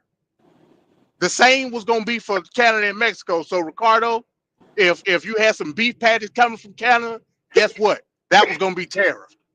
Oh man, Auntie Chick's gonna be pissed. So again, this is the stuff that's not being highlighted, but it's important nonetheless. But the MAGA maniac don't know about stuff like this. They just choose to have it go in one ear and out the other. So this is the dangerous nature. And like I said, it's so complex, I can get into way deeper detail. But for the sake of time and for the sake of the show, just think about that. Again, I don't think this is over. Not by a long shot when it comes to Mexico and China. I think every time something pop up, he gonna use the threat of tariffs to try to get something done. Yep. And you know, it's gonna get to a point Trudeau and Scheinbaum ain't gonna go for that no more. They just ain't. So just keep it in the back of your mind. All right. So I want to go to Ricardo, but I'm going to go to Ricardo after this last video on tariffs. This is kind of a short 6-minute history lesson on tariff, like some stuff that happened in the past during the Great Depression and the dangers of what that comparison of today could be. After that video, we're going to lead into Ricardo's response.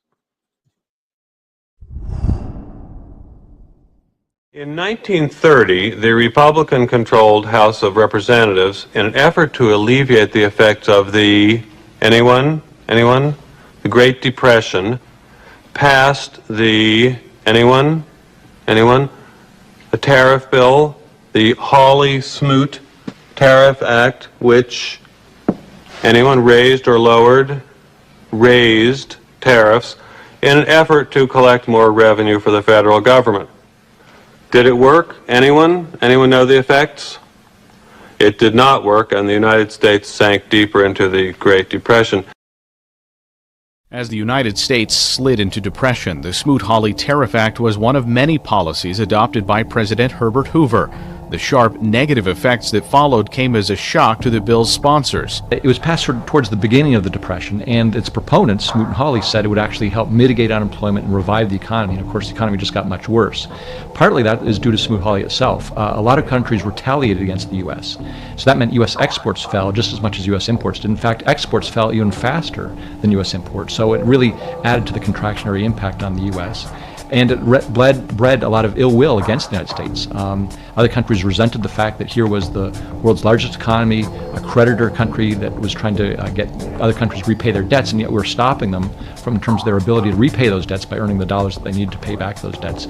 So other countries resented it, they struck back at the U.S., and the whole world trading system sort of collapsed, in part because of this act. These outcomes came as no surprise to economists of the day. 1,000 economists wrote to President Herbert Hoover asking him to veto or not to sign the Smoot-Hawley legislation, and he turned them aside. Economists really did predict what would happen. Trade would collapse, there would be increasing trade friction, other countries would respond and retaliate against U.S. exports. It wouldn't help out farmers at all, and yet it passed, the Depression got worse, and the reputation of Smoot-Hawley just went down the tubes from there. Smoot-Hawley was just the beginning of a protectionist wave in Congress. Most farmers were export-oriented. They sold their crops overseas rather than face a lot of import competition.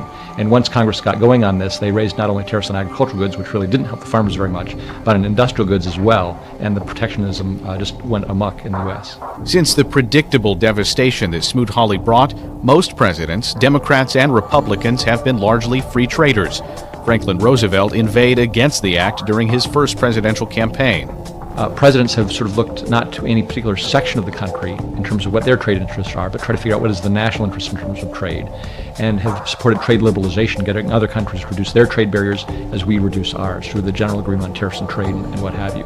And presidents from Democrats from Lyndon Johnson, Bill Clinton, to Republicans, Bush and Reagan, have always hearkened back to the days of Smoot-Hawley as a bad thing that Congress did in terms of trade policy, and that we're trying to warn people away from protectionism, the siren song of protectionism, which sort of seems there's this allure that it might help the economy, but really in practice makes things much worse. Did you know that under former President Trump's proposed tariff hikes, the average tariff rate on imports could skyrocket 7 times higher?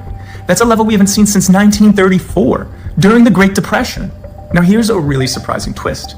Nearly all of the revenue generated from tariffs during Trump's presidency was actually used to bail out farming and agricultural industries that were negatively affected by, you guessed it, retaliatory tariffs.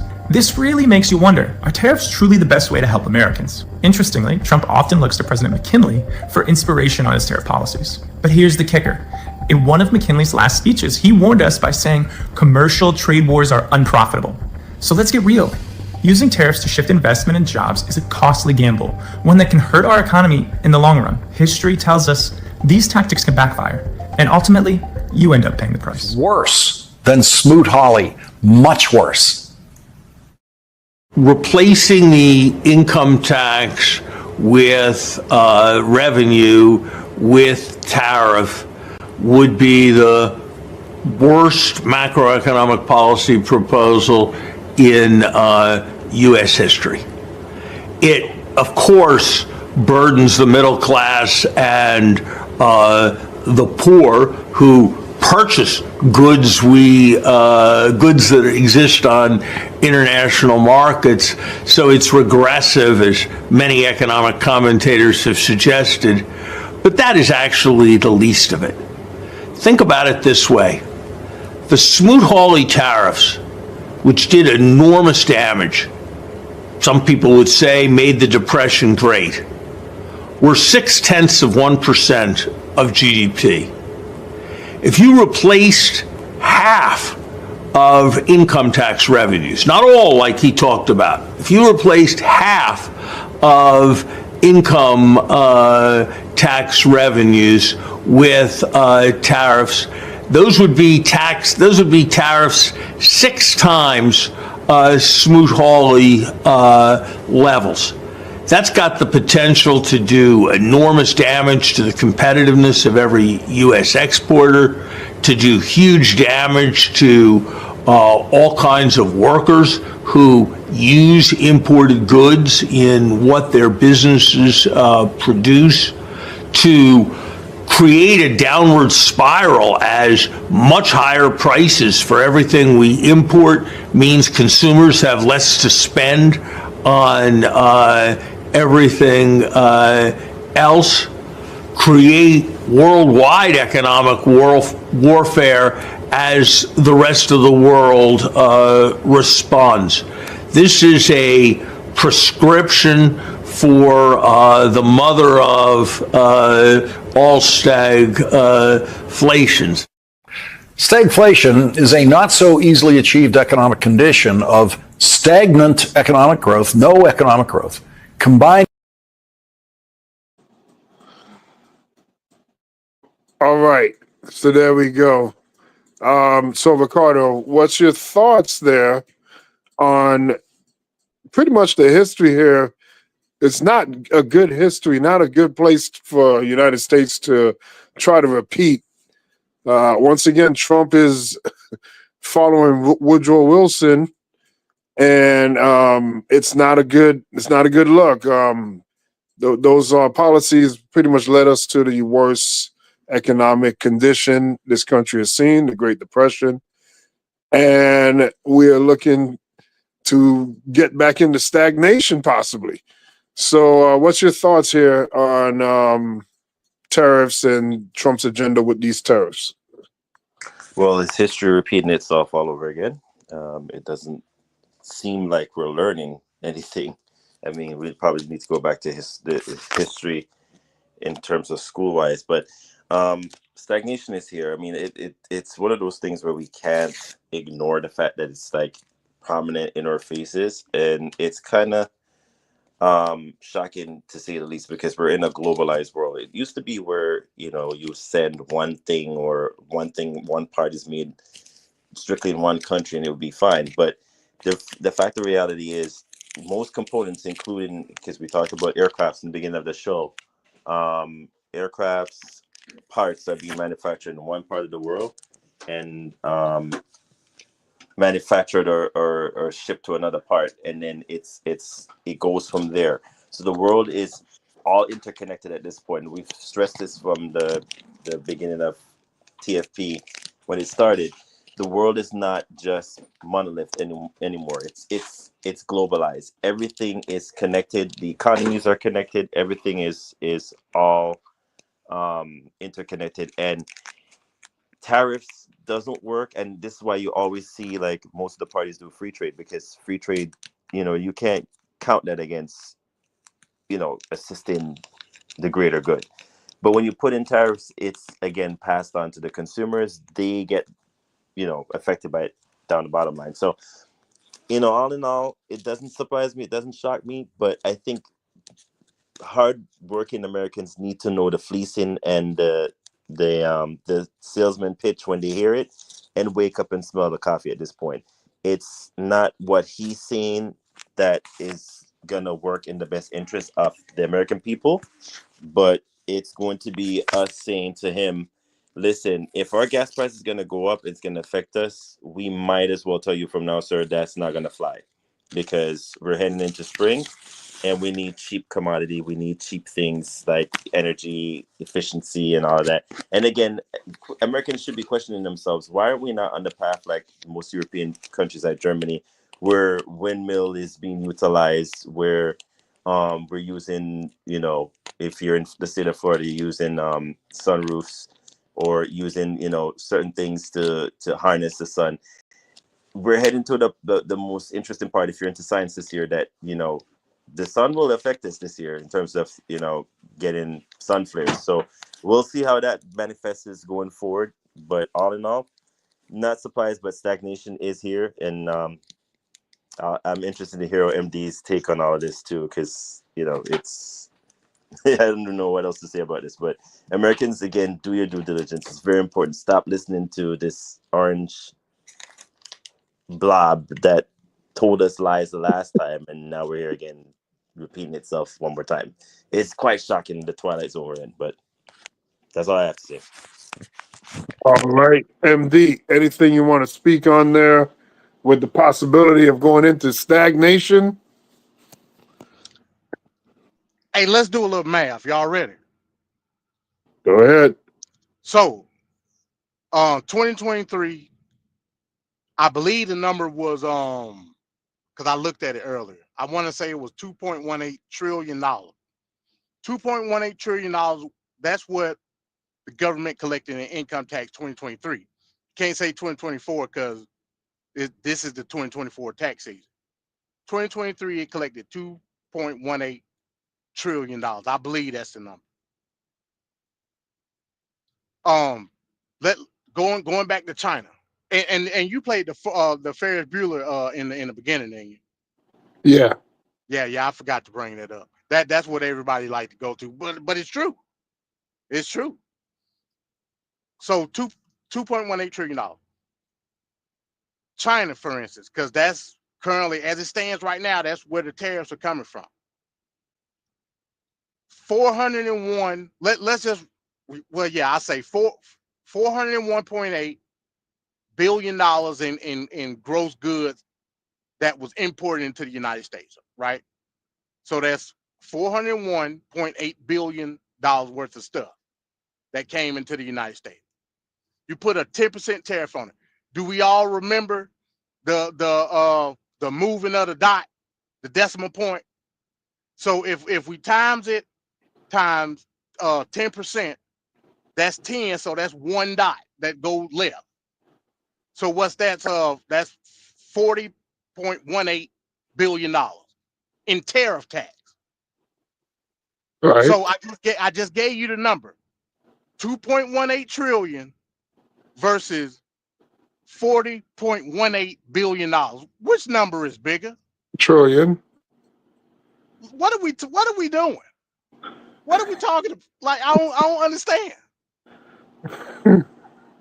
That goes to the point that you articulated in the video, Venkat. Mm-hmm. Tariffs don't work because first and foremost, you got more people than you got no, I ain't gonna say that'll be wrong. Gross wise, you gross more from people than you do product. That's just a fact. Second of all, you're going off an unstable system. These people don't have to bring nothing over here. They don't. Right, because when they see the Especially if tariff, you get in a trade war. Go ahead. it's going to discourage people. When they see the tariff, the activity that they would have had is not going to be there. So you can't depend on the numbers staying the same as far as economic activity. Yeah, Because it's fluctuating. the tariff is discourage. It's going to discourage people from wanting to buy stuff. So the tariff system never worked. No. For no country since the dawn of taxes, tariffs have never worked ever in civilization. Again, income tax is what it is. Income tax is based upon the needs and necessities of the people, which is i.e. the American government. You just can't get around that. And for somebody to think, the crazy part about it is, right? And going back to my point that I made last week, out left in the left, they want to tell you, okay, get rid of the income tax, which is like really actual, like a libertarian ideology. Get rid of the income tax, but then they'll turn around and accept something like a tariff system. Again, it's tomato. Like, what are you talking about? So, MAGA maniacs, man. You gotta love them, I guess. So I've already estimated it's going to be about 2 years that financial collapse is going to happen.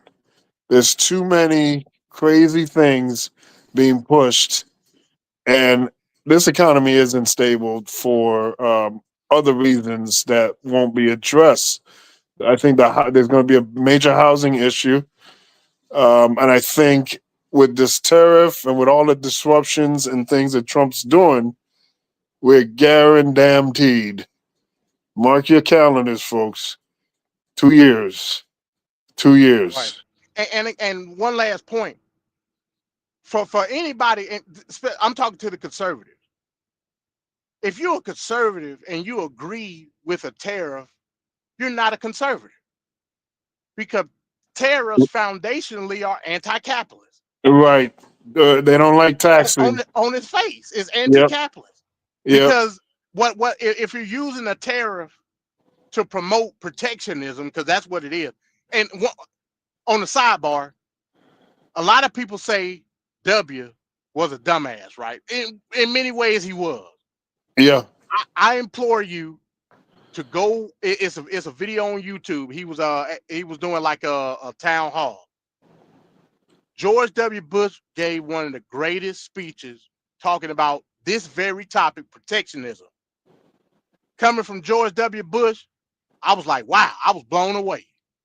But protectionism is the downfall of capitalism in this country.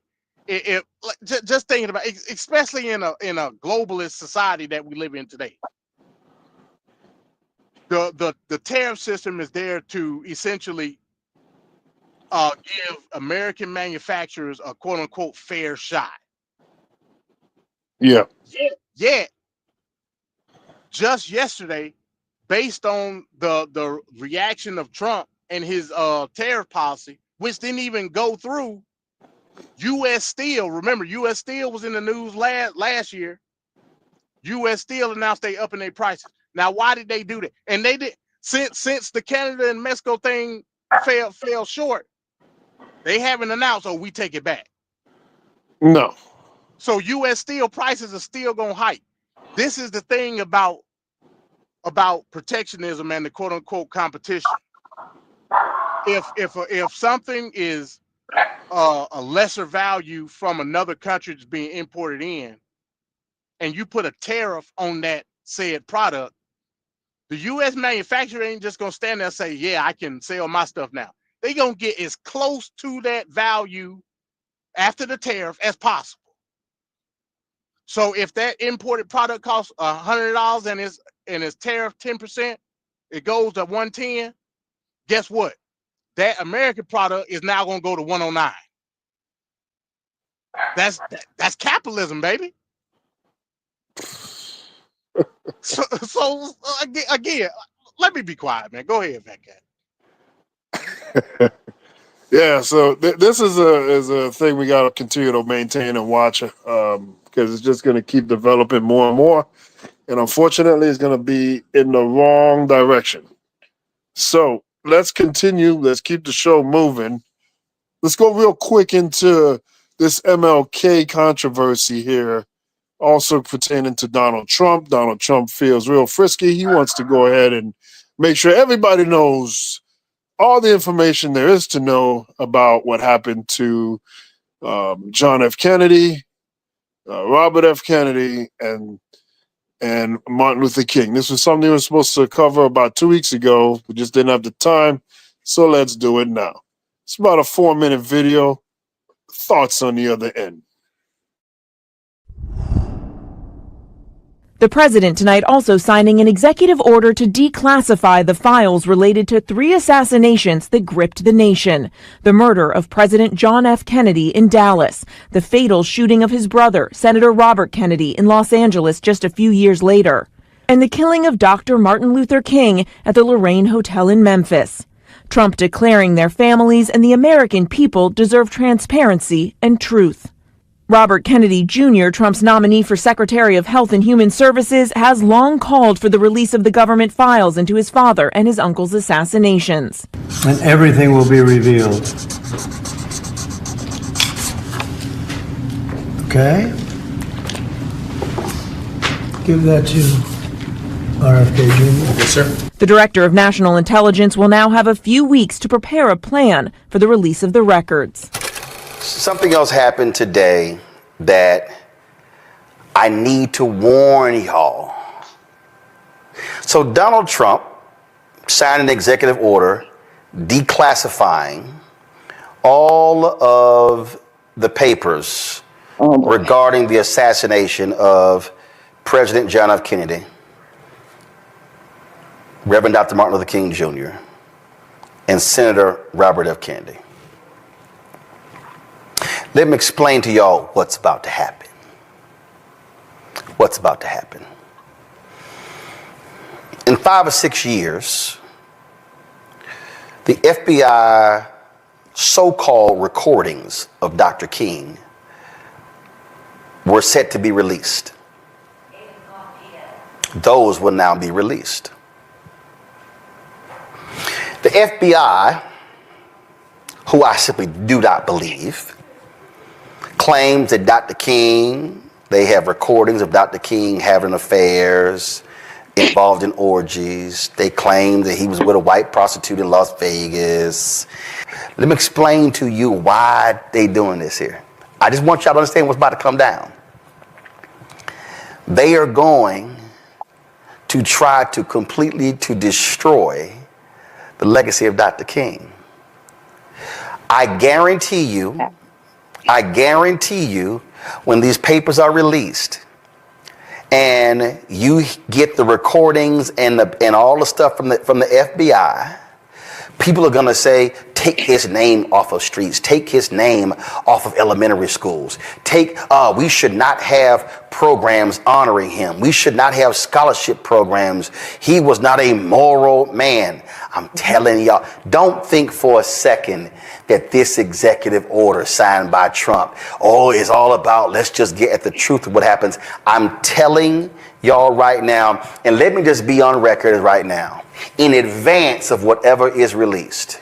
And I'm just going to say this here, and I remember, and I'm going to quote my dear alpha brother, Andrew Young, when I asked him about this very thing, and he said, fuck them. Listen to me. Listen to me clearly. Anything that is released related to the private life of Dr. King, who was not a perfect man, no man or woman is perfect. Anything released from the FBI and J. Edgar Hoover and his COINTEL program is full of shit. They tried to get King to kill himself. They doctored tapes. They sent stuff to Coretta Scott King. I absolutely believe nothing, absolutely nothing that comes from this FBI as it relates to Reverend Dr. Martin Luther King Jr. and J. Edgar Hoover's name shouldn't even be on the FBI building here in Washington, D.C. because he was a racist, corrupt, evil son of a bitch. And that should be the reaction every Black America gives when anything comes out about Dr. King released from this federal government and from this FBI.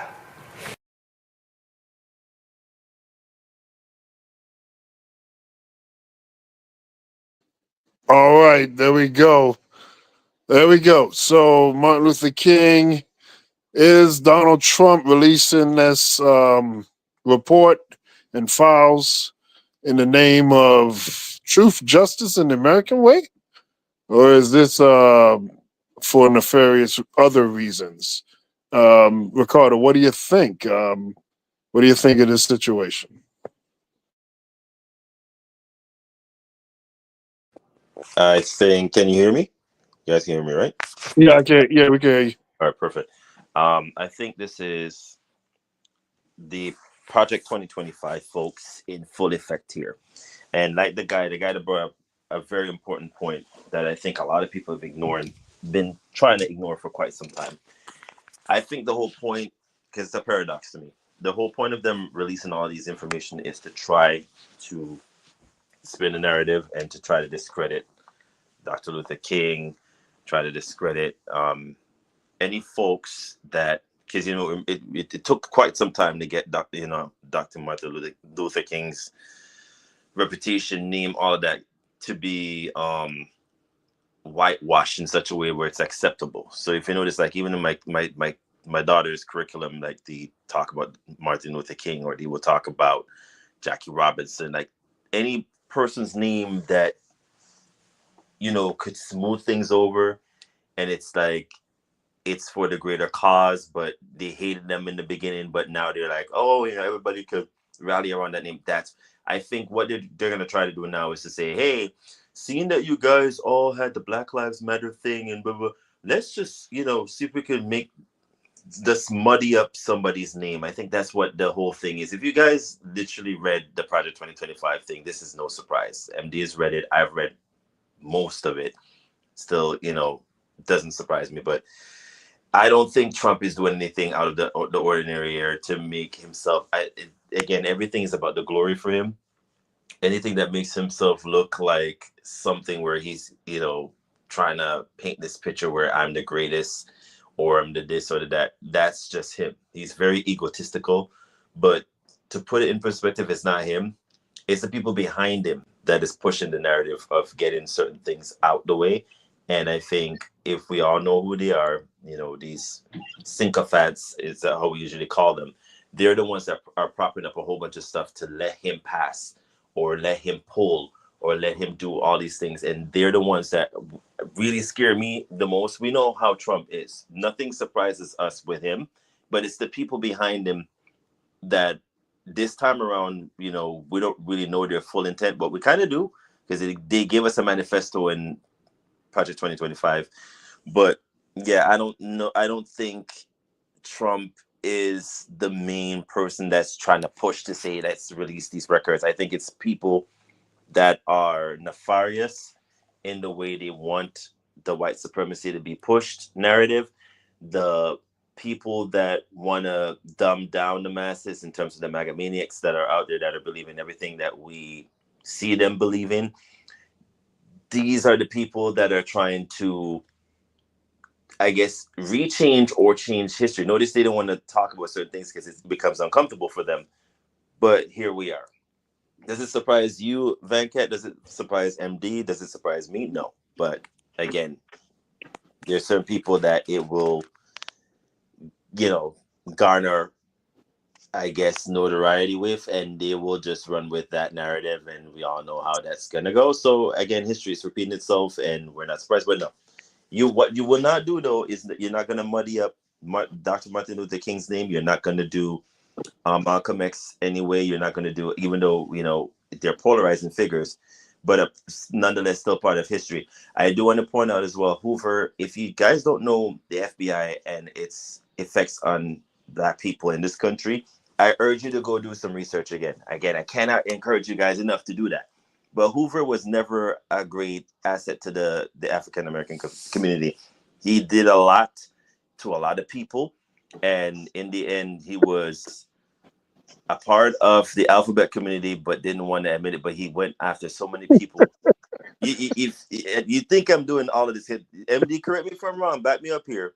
But I believe he was a closeted dude who had a lover on the side, left all his assets in the end to the dude that he was banging.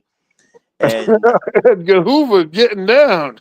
Hoover was doing a whole bunch of stuff behind the scenes, but he detested and hated anything that pushed the narrative for Black causes. And he's the main reason why, Ella Fitzgerald went through a whole bunch of crap. He did so much stuff behind the scenes, and it was all him. But where they put themselves in history, you will know. But it's up to y'all to read and do your research and know the narratives that's about to be spun, because it's about to get heated. I'll leave it at that. MD. So hold on, Ricardo. So Trump wants to release these files on Martin Luther King and the Kennedys, but I don't see the same passion to want to release the Epstein files. I don't know why we're not releasing those. I would love for him to release information about Area 51, but guess what? He can't do that, right? You notice there's certain things that you would think he would be pushing, where the masses would want to know more about, like the New Mexico and all that. Yep. But he ain't gonna do that. But he's gonna push the JFK, his brains being blown out in the back of the damn Oldsmobile car he was in, or Dr. Luther King being assassinated. There's a whole bunch of stuff that I think that he's doing to partially try to be in. Remember, he went to the African American, media caucus last year, if you remember, and did the "Why won't y'all vote for me? How comes I'm all for Black issues? Notice that the twist and turn in the 160 degrees turn now, where it's like, oh no, I'm for America first. It doesn't surprise me one bit. Yep.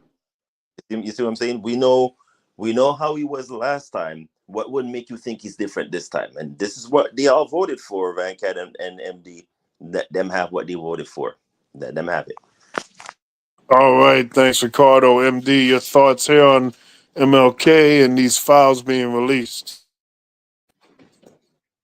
Yeah, it don't bother me none, because it don't take away from the legacy of Martin Luther King. It just don't. You're not gonna look at Martin Luther King different if he's like plastered on top of somebody's face. No. With MD, I'm gonna tell you a quick story. Okay. This is what my granddad told me. Oh hell, what did he tell It's you? It's a place in Atlanta called Curd Market, Sweet Auburn Curd Market. The reason it was a farmer's market. But during Jim Crow, Black vendors couldn't go. They couldn't sell inside the farmers market. They had to sell outside on the curb. So to this day, everybody calls it the curb market because that's what it's historically called. They say King used to go down there and flaunt and flash and flirt. Everybody in Atlanta know King was a Rolling Stone. Nobody gives a damn, Venkat. That's what I'm telling you. That's the moral of the story. Nobody cares. It don't take away from the legacy of the movement, which was civil rights. Okay. Yeah, but what if Martin Luther King has a Vince McMahon type story? I mean, that's going to take the edge off a little bit. Is the damn Civil Rights Act in 1965 going to be repealed because of it? Well, I mean, Trump already repealed some stuff from 1964. True. So I mean, yeah. And me personally, if I'm a speculate. I don't think it go that far, but it will go. Everybody know he was swinging. Everybody know it. We know, and they're gonna. You know what they're gonna do? They're gonna bring out the affairs that he did have an affair. Whoa! All those that are about to be shocked. He did have an affair on his wife, which I think they're gonna release in that records to say, see, you wasn't so great. He had a side piece. We all knew that. There's nothing new underneath the sun that we didn't know about him. It's just, but Ricardo, you just brought up J. Edgar Hoover wearing dresses and sleeping with his mama. Don't nobody care about that. But you see the contrast. He was literally sleeping in the bed with his mama, sucking his thumb like a baby. And not only that, a bunch of other men too. But we know you're not going to hear that. He had a sweet tooth, but again, they not taking his name off the FBI building. No, Sweet Tooth Edgar.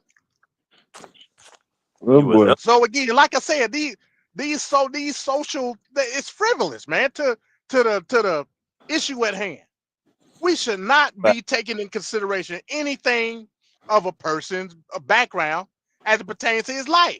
Who gives a damn? Well, what did you do for the fabric of the society? The hell with what you do, huh? Yeah, but it don't really work out with people on the left side. See, like if anybody on the right side could damn near do anything crazy and they're still in it. But on the left side, I don't know, man.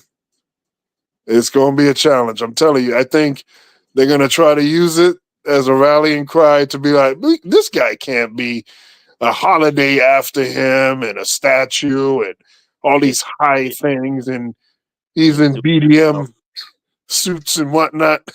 You don't know what the hell he was doing. There must be something there. But they're not seeing anything new that we don't know. Again, they're gonna paint the narrative that, hey, see, he cheated on his wife. He had multiple. Yeah, we know the overall the Cliff Note version.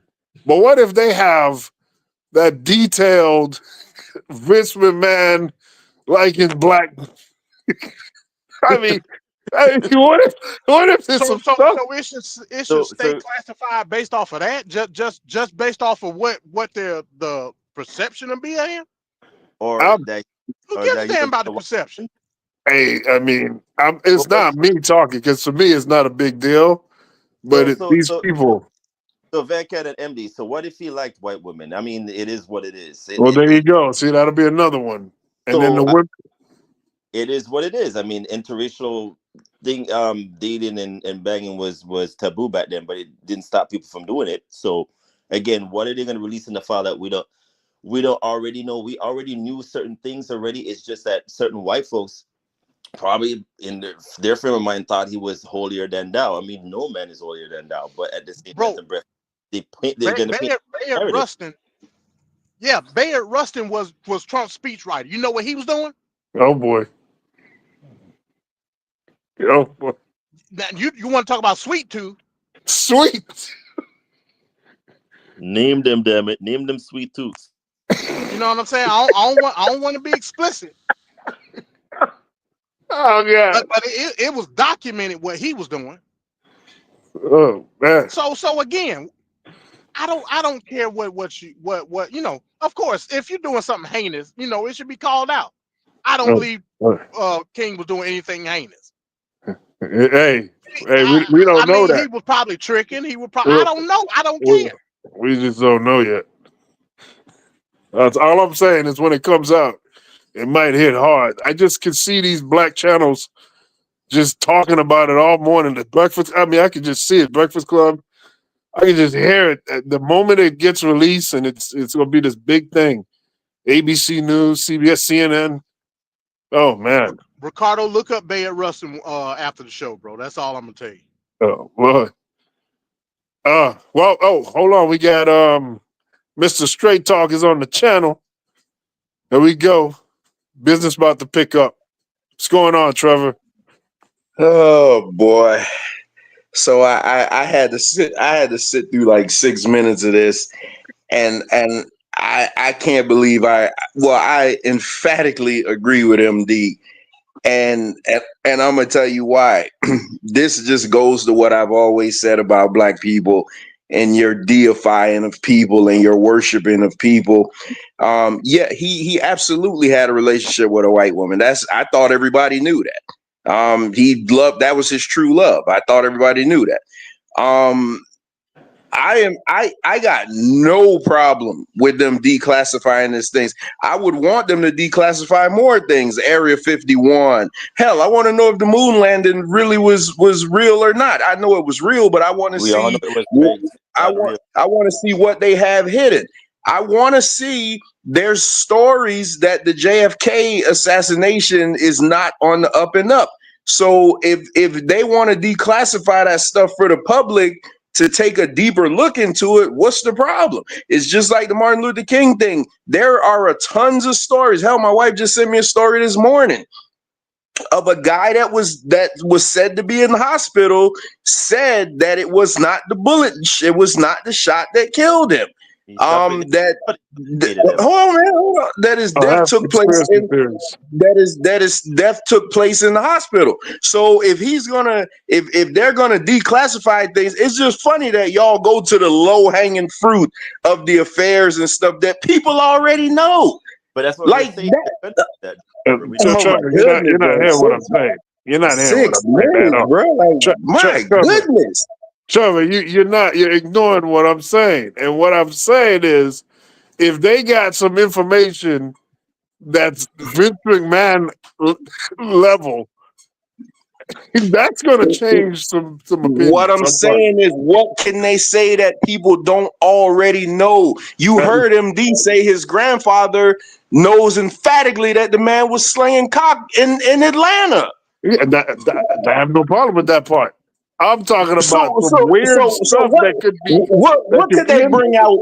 What could they bring out about him besides him playing for the other team? Trevor, now, come on now. If you would have said this 5 years ago about Vince McMahon, you would have been like, "Oh, well, you can't put those two on the same." Man, we're talking about the leader of the civil rights movement versus some rich white man in wrestling. You can't put the two on the same level playing field. You can't do that. They're both human beings. They're both human beings. You can't do they actually that. did do that. They did do that. But this is what I love about TFP, and that's why I run every other thing on this channel, because nobody could mute me on the other stuff. I come to TFP and y'all won't let me talk for 30 seconds straight without interrupting me. But then when I say that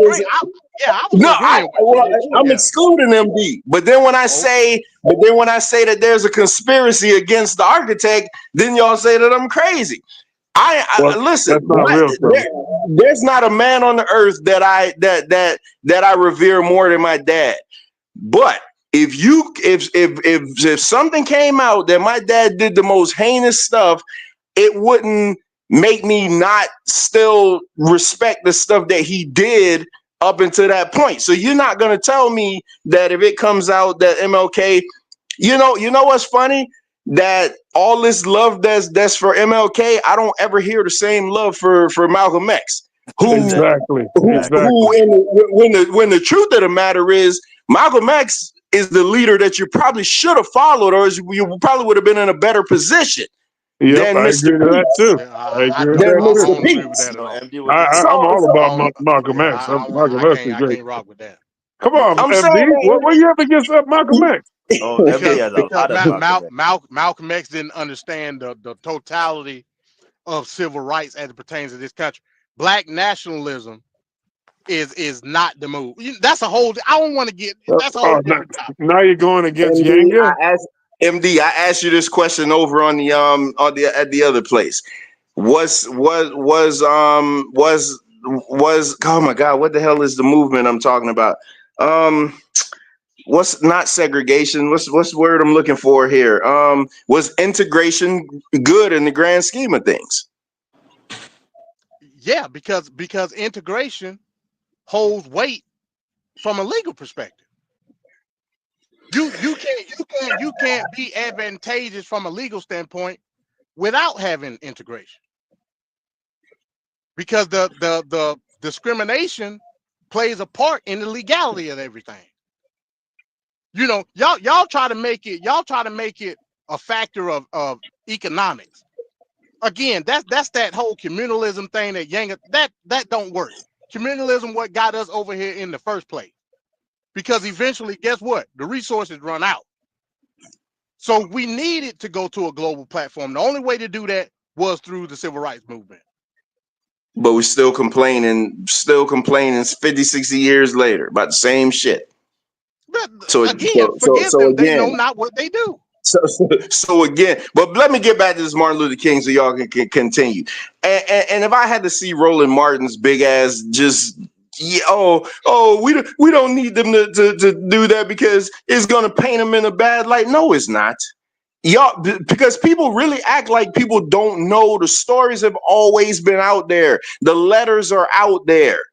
I think, see, and listen, I get it. I get what happens on Tuesday. This is a completely less eviscerate Trump. I get it. I got it. I got what we do over here on Tuesdays, but I'm not as cynical with everything that I'm thinking that maybe it's just like, hey, some people really want to know what's going on in certain things. And we really, really want to know, show us the record, show us what y'all really have. Show us what you hiding. I don't see what's wrong with that. I don't think they're going to be hiding. Oh, he like this woman on top of him here and maybe a man down rubbing his toes and stuff like. I don't think they're going to do that type of stuff. It's going to be stuff pertaining to the assassination and who was behind it and all that type of stuff. But y'all, I get it, man. I get it. It what makes the show great. I get it. Because you go on the other channel, they doing the complete opposite. So I get it. 100%. I will say, to Trevor's point, they did actually try to tarnish him. Again, going back to the Bayard Rustin scenario, Bayard Rustin was a flaming homosexual. The FBI, and this was already declared, the FBI was trying to say him and King was in a relationship. So they tried that already. Hey, the last thing because it's Edgar Hoover, there's a possibility that a lot of the information could be suspect. That and that's another thing. I agree with that 100%. So that's where the resistance and the hesitation is coming from. I agree with that 100%. So if okay, let's do it this way. If they declassify everything and you find out that the government has something to do with it, aren't you going to be like, oh boy, that's a notch on Trump's belt? Or are you going to find some other thing to be like, nah, he still shouldn't have done it? If it's legit good, then good for Trump. He did something. He did something that's good. But then he has 101 bad things. So what are we talking about? Now let's remember about J. Edgar Hoover. J. Edgar Hoover wasn't a racist just to be a racist. He was a racist. He had a goal to his racism. There was a purpose to this. Yeah, it was all about McCarthyism. He was trying to pinpoint the factors that played into communism. Remember, we're talking about the 50s and the 60s. They were dead set on the Red Scare and all of that. You know what I'm saying? There is, I ain't team J. Edgar. Don't get it twisted. But there is a factor that came into play knowingly when it came to black people and the Soviet Union. Now that's just a fact. I don't care if you like it or not. I'm not saying that King was a part. That's another thing we got.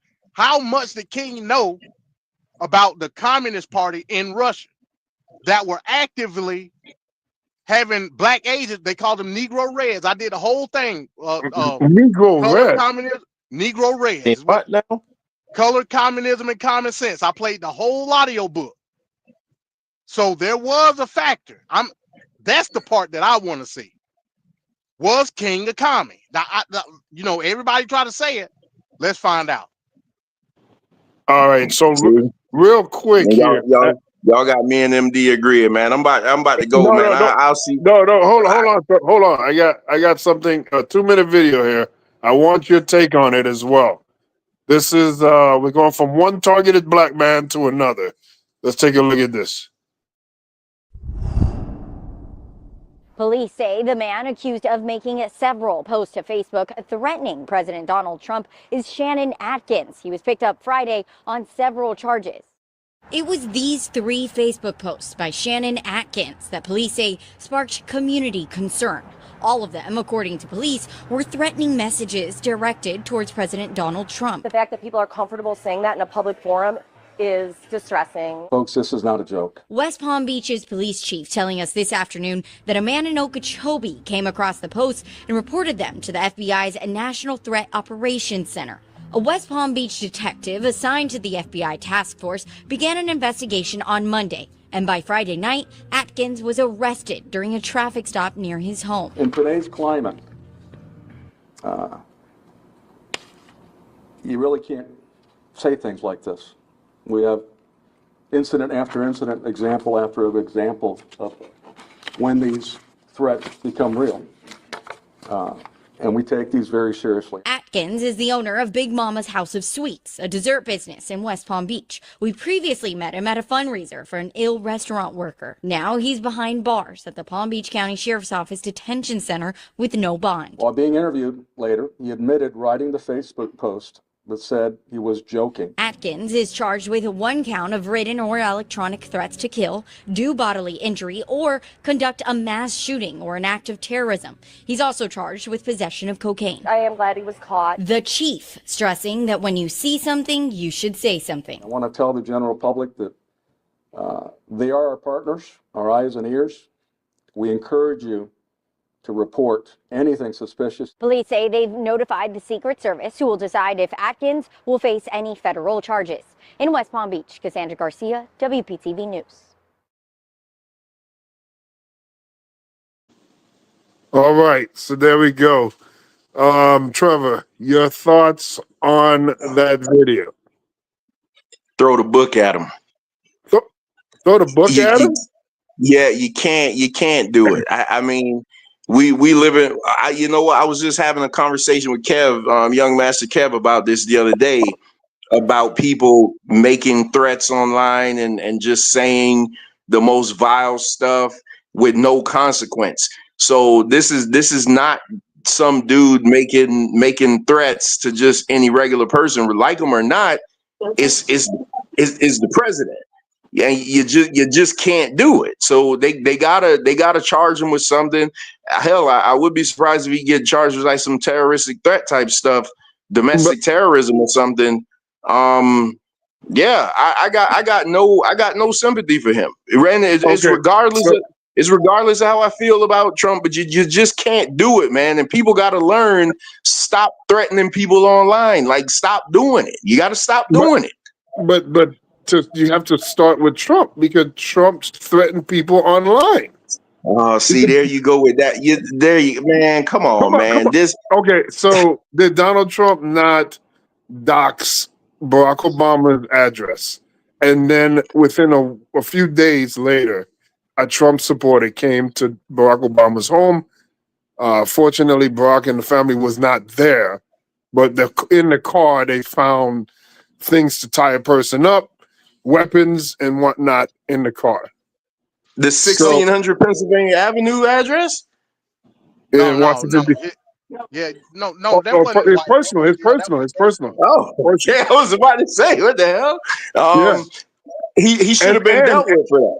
And how many MAGA supporters have we heard say negative, disparaging, and threatening things to Joe Biden all 4 years long?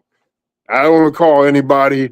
I'm sure somebody took it a little further and got arrested or whatever, but not to this extent. I mean, you know what, Venkat? You know what? There wasn't a TFP playing the videos. I would have said the same thing. You can't do it. You just can't do it.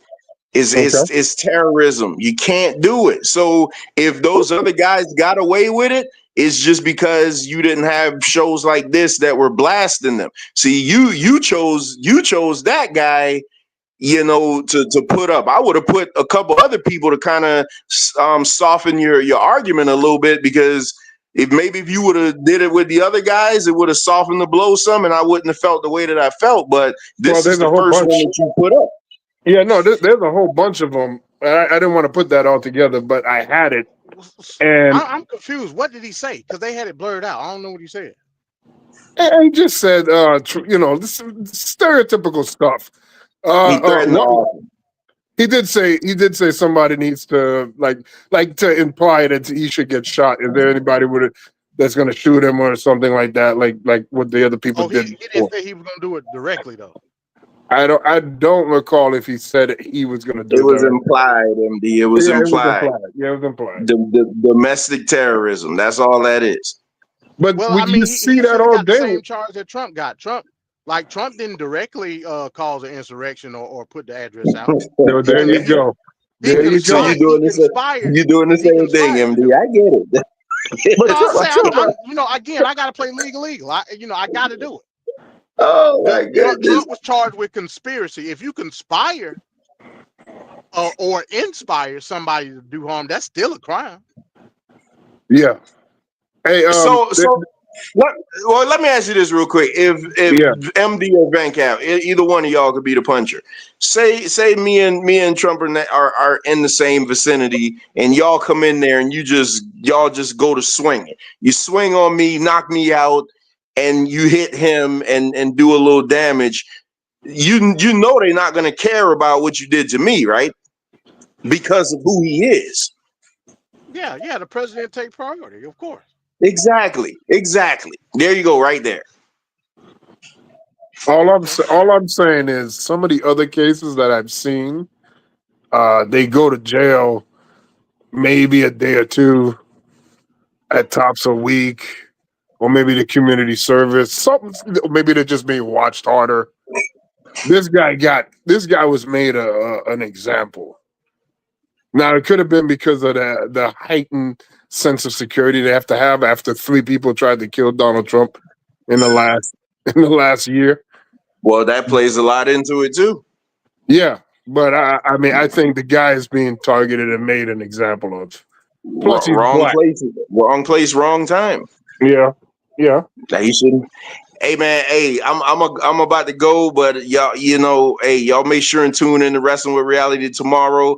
All I'm gonna say is at the end of the show, we got a special treat.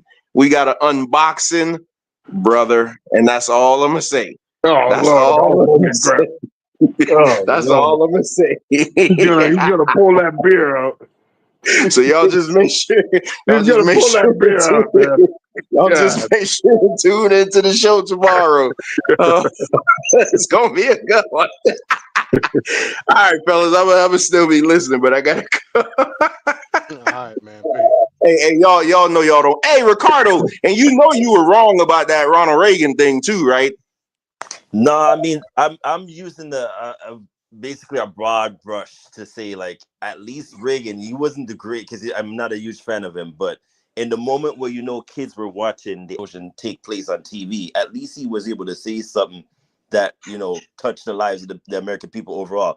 When Trump came on, before he says, "Oh, at least I feel bad" or something, he went straight into the jugular of, "Oh, it's Biden's fault, it's Obama's fault." It's like, what are you doing? It's a tragedy. Like, people, like innocent kids and parents were on board with an activist, as well as the military people that lost their lives. You couldn't come up with something more soothing or a little bit more kind of like less political. It just went straight to the it was very distasteful. That's what Ricardo, you want me to tell you exactly what Ronald Reagan said? Because like I said, I just watched it today because for some strange reason, I love looking at spaceships and disaster stuff. So today I was watching the Challenger 30-year thing. When George Bush was very, you could hear how, disheveled he was and how he felt like the heart of the people. Ronald Reagan came on and said, "I know there's a bunch of kids watching, but it's a good thing you saw this, because that bad stuff happens." I mean, if that's what soothes all the millions of kids, namely me that was watching, Venkat, you were watching too, because we all, when it happened, we all were in school watching. Ricardo and MD probably wasn't the school age yet, but in 87 we were watching. 86, 87. 87. Yeah, I was 2. January 87. I was 2 years old. Yeah, and he said it. Like I'm telling you, I don't watch the Challenger I watch the Challenger documentary and the Titan submarine and the Titanic at least 15 times. No lie. I just love disaster and stuff like that. Trevor, at least he didn't say or blame it on the crack epidemic. On somebody. He could have said they were smoking crack. DEI. It was a black guy on the It was a black guy and 2 women on the team. So all right, I don't want to make light of that. All right, man, I'm out of here. Oh man. Lord. All right. So before we go into lame duck, we do have to go into Elon Musk. Of course, this show is about white supremacy is not your friend. Let's take a look at this. We have our thoughts at the other end, and then we going into session. Ladies and gentlemen, please welcome to the stage, Mr. Elon Musk.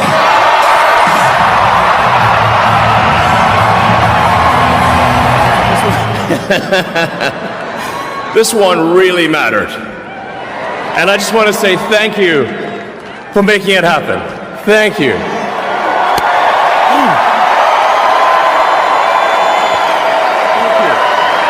My heart goes out to you.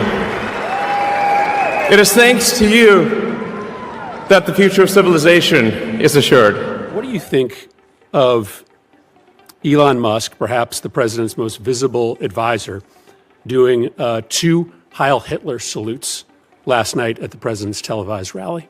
White supremacist groups and neo-Nazi groups in this country rallied around that visual. Does it concern you that those elements of the neo-Nazi and white supremacist element in the United States believe that what they saw last night was a neo-Nazi salute? I simply don't believe that if a member of the squad made that same gesture last night, that there wouldn't be commentary from you and others. So I want to make sure that our work has credibility, and credibility comes with calling anti-Semitism and anti-Semitism behavior out. Right now, Elon Musk, Trump's pick for the new Department of Government Efficiency, under fire for his recent behavior in public, some calling it disturbingly anti-Semitic. Musk making what appeared to be a Nazi salute at a Trump rally. That was it right there. Plus, this weekend, the American tech billionaire making a surprise address at the campaign launch for Germany's far-right party, also known as AfD. In response, tens of thousands of Germans this Saturday protesting across Berlin and other cities. The German government even accusing Musk of trying to influence its election over his endorsement of the AfD. And here in the States, concern spreading over what this means for forgetting the history of Nazi Germany. I hope in our schools that we'll educate people the Holocaust deniers are full of crap. I'm worried that we're losing 80 years on, that we're rewriting history here. Bill Gates is calling Elon Musk, quote, insane for supporting Germany's far-right AfD party, a party which includes members who have been convicted of using Nazi rhetoric. Gates speaking out, obviously the founder of Microsoft, telling the Times of London, quote, it's really insane that he can destabilize the political situations in countries. This is insane. You could see it on your screen. That after Musk said this at an AfD rally just this weekend. I think there's frankly too much of a focus on past guilt, and we need to move beyond that. So here is what she decided to do with her free time. Just checking in on my friends who are struggling this week. My heart goes out to you. Hope you're doing okay. Bro, what are you doing? Just checking in on my friends who are struggling this week. My heart goes out to you. Hope you're doing okay. Okay, she did face consequences, thank God. This might get taken down, so go ahead and save it now. To that thin-haired, Max Headroom looking, Lululemon wearing alabaster based bitch that's on this app doing that fucking Hitler salute, bring your ass to the motherfucking front. I'm talking directly to you and... By the way, there is a lot of swearing, so I apologize in advance, but I want you to get the full experience. anybody else on this fucking app that's on that same bullshit. Now, I'm not gonna say your name because I'm not gonna put no money in your pocket, but should this video make it to you, I know who the fuck you are, and now you know who the fuck I am.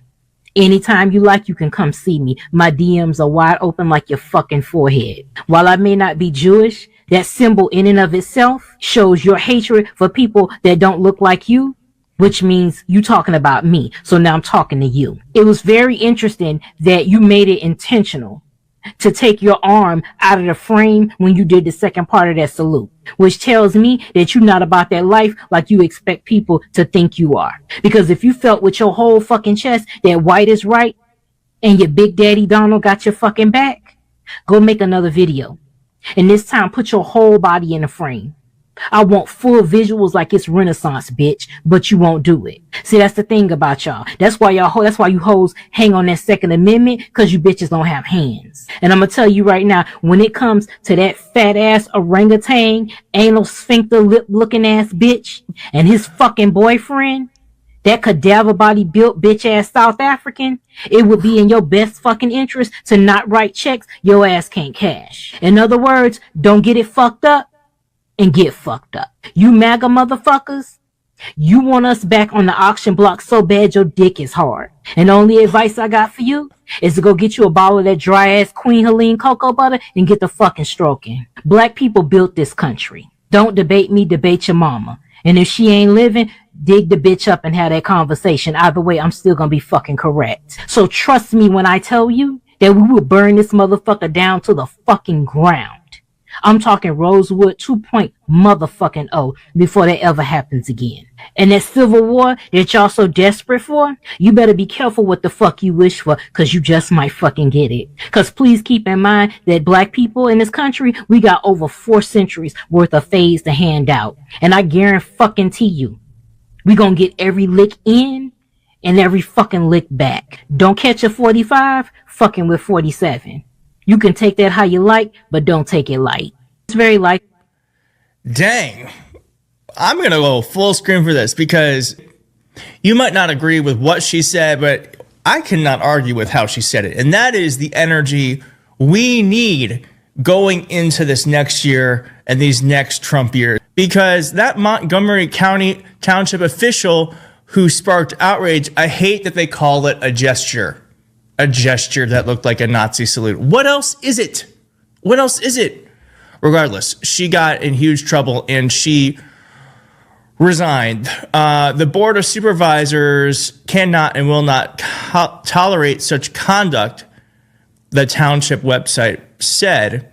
And in a 2-paragraph resignation letter the board published, Smith, who's the woman who did that salute, said, to allow the township to move forward without the encumbrance of the fallout of my video, I tender my resignation from the Towamencin Township Board of Supervisors effective immediately. Now, what's so interesting about this to me is when she posted this, she said on Facebook that she posted it on video, the TikTok video, to quote, stir the pot because I can. No. You cannot. You can't do this stuff. Because you are not a billionaire. And what people don't understand is they want to promote the oligarchy. They want to promote the small few who have the power and reap the benefits of our country. But you don't get any of the shadow of the doubt. You don't get the benefits. You don't get the protection. You get the cold, hard reality of the things you do. So you should probably think about not being on that side. Because you're allowed to applaud them, but you're not allowed to reflect them. And in the Democratic side, we lift up all individuals, and we also don't do insane shit like that. Here's another woman who did the same exact thing, and then I'm going to let Harry Sisson talk about it. Heart goes out to you. My heart goes out to you.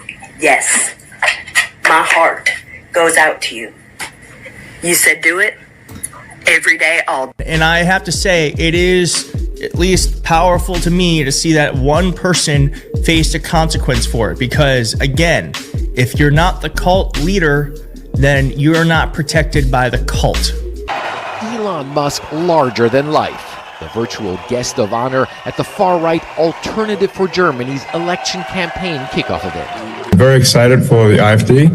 Tonight, growing criticism over a virtual appearance by Elon Musk. Musk beaming into a campaign event this weekend for Germany's far-right party known as the AfD. But it's this apparent reference to Nazi Germany's history that is drawing attention. I think there's frankly too much of a focus on past guilt, and we need to move beyond that. Children should not be guilty of the sins of their parents. His comments quick to receive backlash. The chair of Yad Vashem, Israel's memorial to Holocaust victims, calling it an insult to the victims of Nazism and a clear danger to the democratic future of Germany. The remarks coming less than a week after Musk posted a series of Nazi-related puns online in response to criticism over this gesture he made at an inauguration event, which some have interpreted as a Nazi salute.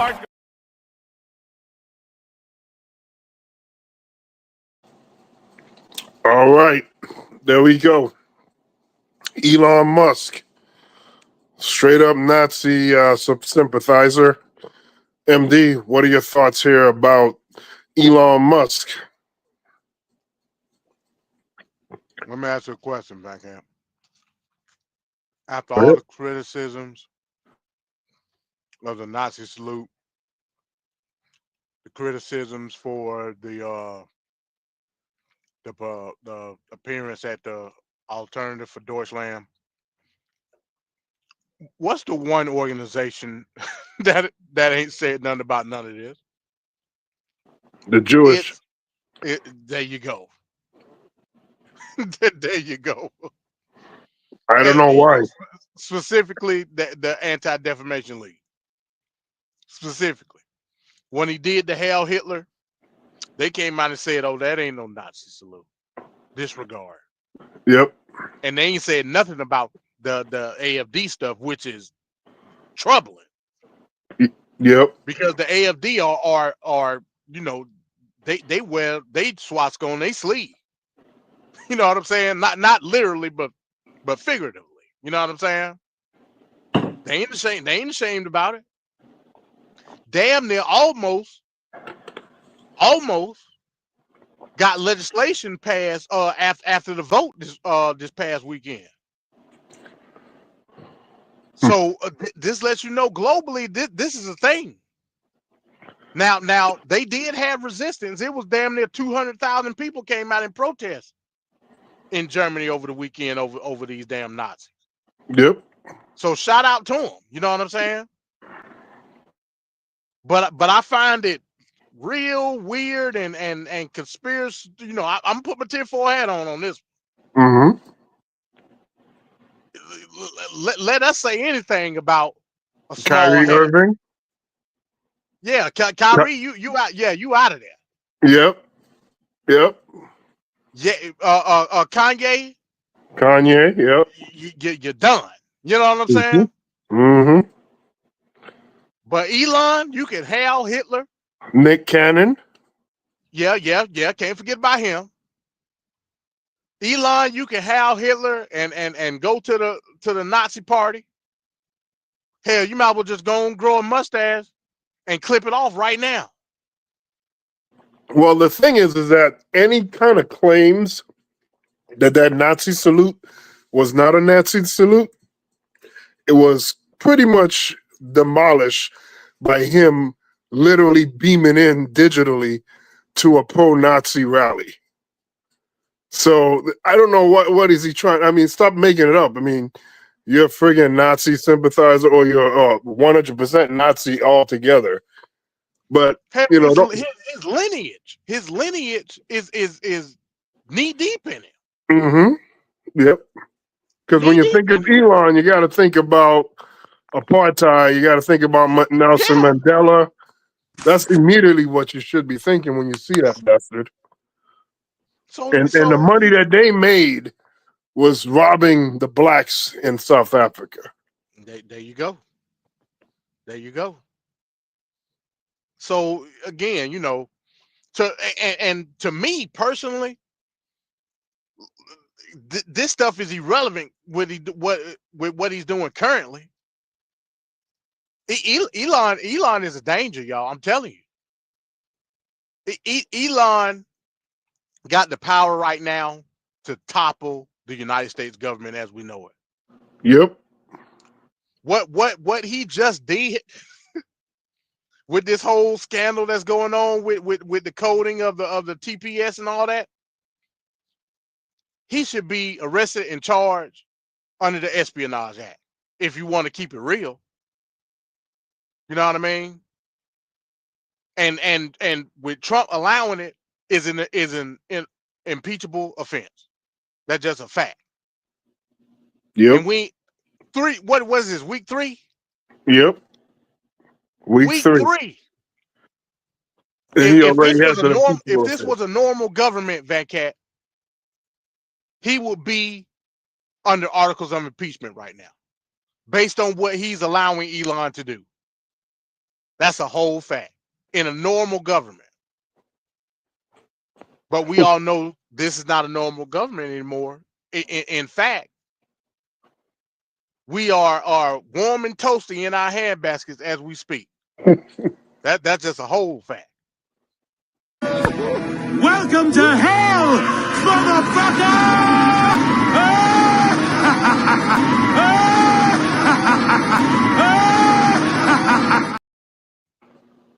There you go. All right. So we got Ricardo back on top. Ricardo, what do you think here about Elon Musk? Yeah, like MD mentioned, very dangerous dude. The shenanigans that I've seen him try to pull, in terms of what is it that he's trying to get into our public records to know. Like there's something that he's trying to, the data mining that he's trying to harvest. It should worry everybody, because the greater question is, in the bigger scheme of things, what is it that you're trying to gather all of that information for? What is it that you need it for? Don't get me wrong, the dude is super duper smart, but at the same length and breath, you gotta question the motives in terms of these people, the oligarchy scheme that they're all trying to create. And this is nothing new underneath the sun again, but just the whole idea of where we know technology is heading, and he's strong in the AI wars, and he has Tesla, which, his company's tanking like crazy around the world because apparently he's been doing a lot of stuff. He's infiltrated. Again, I mentioned this last week, where he's involved in a lot of local politics worldwide, and it's one of those things where you should send off alarm bells, because why are you so invested in other countries' politics? Why is it that you're so interested in certain things? Again, he has the Starlink satellites, which also is I guess he struck a nerve somewhere, because the stocks have been doing terrible. So I would love to see how, and again, our government has used him in terms of contract wise, in terms of everything. His hands is in the pot for a lot of things here. We said this during the election cycle last year. What is it specifically that Elon is doing that we're not keen in on? Is there's something very sinister there that I'm not sure we're not pretty much close to understanding, but there's something there that he's trying to keen in, like he's trying to get. Does that make sense? He's trying to get something. He's harvesting something for. It's almost reminiscent of I, Robot, the movie, with the Will Smith and Shia LaBeouf fused in one. I did not murder him. It's weird, you know what I mean? Like there's something there that I'm not getting with the whole technological aspect and data harvesting our information, but maybe we'll know in time. We'll see what happens, but again, the sinisterness of it all just creeps me out. But yeah, I I hope the oppositions are stepping in now and invoking the articles that we know that we could stop him with. But MD is absolutely right. He should be impeached, Trump, and we should be putting implementations in place to stop him a little bit more so, because you should never overstep Congress and you should never overstep the Senate. You should never overstep the legislations that are put in place to stop this kind of nonsense from happening. So I'm not quite sure why we're not seeing the opposition step in here and do more. But we'll see what happens going down the road. Again, this is very scary times we're in, y'all. And civic duty is very important here. This is why we should be teaching civics in school more, but I digress. I'll leave it at that. By the way, Ricardo, I was just saying that scene from iRobot when the robot said, "I did not murder him." Yes, conscious. That's just creepy as hell. Yep. All right. So, MD, anything else on that you wanted to say? Or you already said something, I believe. No, that's pretty much it. Like I said, man, the things that Elon has done since Trump got in office, like I said, none short of the Espionage Act. Yep. How can you go into the Treasury Department and do anything as a non-governmental entity with no security clearance? How are you not in jail right now? This is crazy. All right. So now it's time to go into session. We're talking lame duck session. Find out who is the trash bag human of the week. Hey, quick, Venkat, real quick. I just looked at the chat. I don't know what's been going on the last 2 weeks, but somebody messing with you, bro. Oh, really? I didn't even pay attention to it. I didn't we got. I guess the MAGA maniacs done caught up with you, man. I guess so. As long as they don't say nothing crazy like threatening to somebody, then it's all good. You can speak your mind. I don't care about that part because we all have different views. But when you try to be threatening, that's when you got to go. All right, so let's get to the lame duck and see who is this week's trash bag human of the week. First things first, in this lame duck session. For the United Nations General Assembly to share the extraordinary progress we've made. In less than 2 years, my administration has accomplished more than almost any administration in the history of our country. America's so true.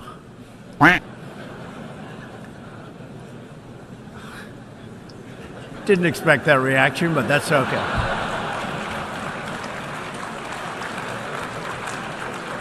Right. Ladies and gentlemen, we got him. You're trying your best, but it never feels like enough. I started having second thoughts almost the moment I sat down on the plane. Lights off! Off! Turn them off. They're too bright. Turn them off.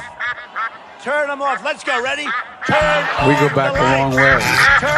She was 12, I was 30, but anyway. So I changed my return flight and flew back on the first available flight I could take. I'm sick and tired of smart guys. I'm sick and tired of ordinary people being fleeced. I'm tired of being quiet. I'm sick and tired. I'm just sick and tired. We have this notion that somehow if you're poor, you cannot do it. Poor kids are just as bright and just as talented as white kids.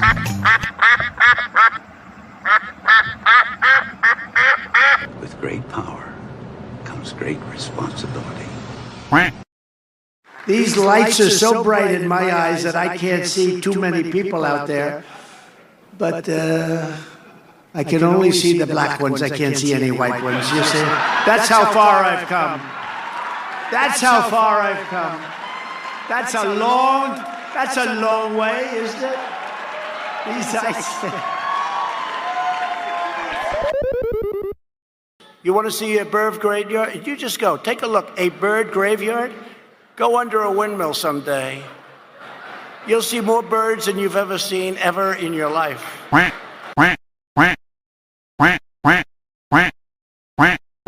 to start with the breaking news, though, from the Trump White House and a dramatic new move. Major moves by the White House. The Trump administration has paused all federal grants and loans. Well, this new order is sweeping, but it is also confusing. And this morning, all of Washington is trying to figure out exactly what it means. And what could be the most far-reaching executive action yet. Anything that uses federal money is included except for Social Security and Medicare. That could impact millions of Americans. Overnight, the administration ordered a freeze that starts today on all federal grants, loans, and other aid. Now, that could amount to trillions in federal dollars. And there are new executive orders to tell you about targeting the military, including ending DEI initiatives and forcing out transgender service members. Donald Trump's reckless action cut off funding to law enforcement, farmers, schools, child care, veterans, and health care. While he was out golfing, he threw the country into crisis. This is not bold. It's not leadership. It's stupid, buffoonish, childish of exactly what they did. I want to be very clear about this. Minnesota is a state that pays far more into the federal government than we get back. Those are our dollars that he is stealing unconstitutionally. Congress, as I served, as Attorney General Ellison served, appropriates the dollars. This is so far beyond the pale to try and pull these dollars back. And the real thing about this was he has no idea. I understand this. Donald Trump has no idea the implications on this. The folks who did it very well know. This is right out of those 900 pages in their Project 2025 to undermine this country. It will not stand. It cannot stand. Not a mandate to defund the YMCA, to cut funding to hospitals, to cut funding to law enforcement. It's an outrageous power grab. It undermines Minnesotans. And I want to tell you, we are here to do all we can to protect Minnesotans, but I cannot promise you that we can make up the nearly $2 billion a month of our money that is being held illegally by the Trump administration. Dollars that make a difference in the things that we do. Organizations and nonprofits across the state, most folks were up all night last night as we dealt with this being thrown on there with no guidance. I know you have a lot of questions. I have a lot of questions because not one damn person thought this through. I'm hearing within the last few minutes, oh, no, the Medicare thing was just a fluke. It's unrelated to this. That is bullshit. There is absolutely no way they didn't know exactly what they were doing. We were trying to submit a $350 million reimbursement to make sure that our finances, which, by the way, we pay our bills, I pay my bills, we balance the budget in this state, I balance my budget. We couldn't submit that because of what they did. That is reckless. It's putting our credit rating in our good standing. It doesn't surprise me because this is a guy who never paid his bills, never ran a business that worked.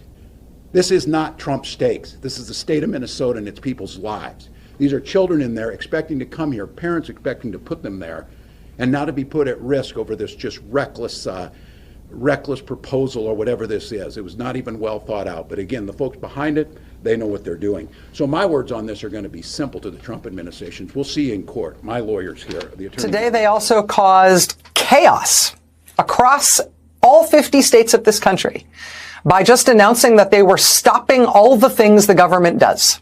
All the things the government funds. And, I mean, you could see it, the effects of this ripple out across the country. Columbus, Ohio, Columbus Dispatch. Millions in funding at risk as Columbus nonprofits scramble to deal with Trump pause. The Oregon Capitol Chronicle. Oregon officials scrambling to respond to Trump order freezing many federal funds. In Alaska, the Anchorage Daily News. Catastrophic for a state like ours. Alaska governments and nonprofits react to federal grant funding freeze. Florida, the Miami Herald. Confusion in Miami over federal grant freeze. Channel 10 in Miami-Dade County. Miami-Dade officials very concerned about federal funding freeze. Idaho grant recipients scrambling for clarity after federal freeze. Nebraska officials assessing impact of very concerning Trump funding freeze order. Illinois shut out of Medicaid as Trump enacts temporary freeze on federal funds. Trump order puts $700 million in grants on pause for Louisiana schools. Maine housing authorities can't access funds after Trump's federal grants freeze. So the bad news is bad, right? This is them dismantling the government. And it's not because they think there's a nice, smaller government in there somewhere that they're trying to find. This is them dismantling and trying to get rid of the American system of government. That's the bad news. The good news is they're not all that good at this. And we saw that today in the inexplicable, unlawyered, clumsy language of this 2-page order to stop all federal funding. That order directed, for example, that the Green New Deal funding must stop. The Green New Deal is a years-old piece of proposed legislation that never actually passed. The inexplicability, the sort of bumper sticker style language of the Stop All the Funding order is why so many of the initial headlines about the impact of this today focused on the confusion, the lack of clarity, nobody really having any idea what exactly the Trump administration was shutting down. And that was true in blue states, that was true in purple states, that was true in red states. As members of Congress and governors and former government officials and members of the press started putting it together, started circulating lists of all the things that this Trump order was shutting down, the White House themselves appeared to be fairly bewildered by the news that this was, in fact, the stuff that they were shutting down. Like, really? We're shutting down veterans' homeless shelters? We are? We're shutting down meat and poultry inspections? We are? We're shutting down school breakfasts, school lunches. We're shutting down home heating assistance. It's January 28th. We're shutting down housing assistance, including rent vouchers, which is how people pay their rent. First of the month when the rent is due is Saturday. We're shutting down food stamps, the SNAP program. Millions and millions and millions of Trump voting Americans get SNAP. Millions of Americans of all stripes. The WIC program, that's food specifically for pregnant and postpartum women and their infants. Childcare, Head Start, suicide hotlines, child abuse investigations, supporting law enforcement, rape crisis centers. Medicaid, which is health insurance for millions of Americans, including especially disabled people, old people, and, oh, by the way, it covers 40% of all births in America. And this isn't stuff that they were like proposing to not reauthorize or like asking Congress to cut. They said that money was cut off as of today.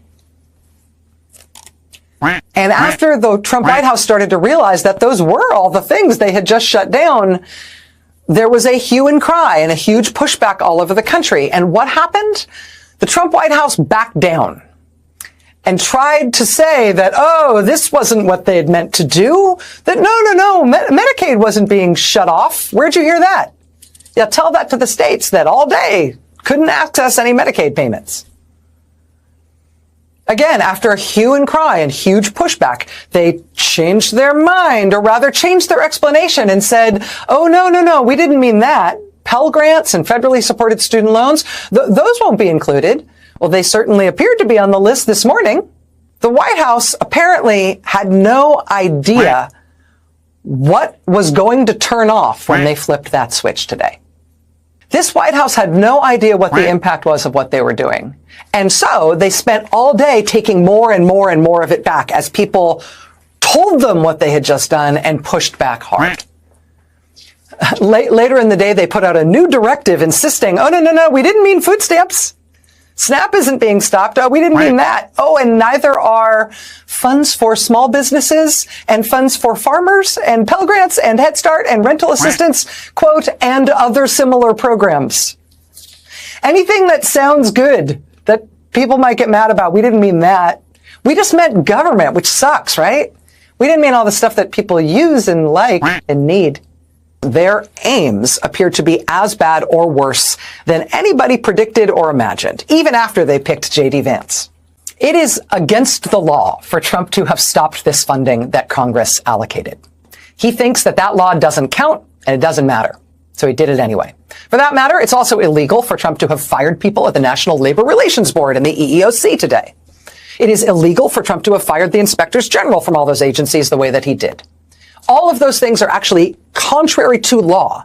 But in this administration, what are they trying to do? Delete the government and install a national CEO, aka dictator. They think we're going to get over our dictator phobia and go along with it. Turns out we're not going along with it. Not in the courts, not in the Congress, not in the Senate, not in the states, not in the press, and ultimately, I think not in the streets. Nope. Turns out not having it. And it does turn out that their intentions are as bad as we could have imagined, or maybe worse. But now, what did you see today? You saw them cave and mumble and try to take it back and say they didn't mean it.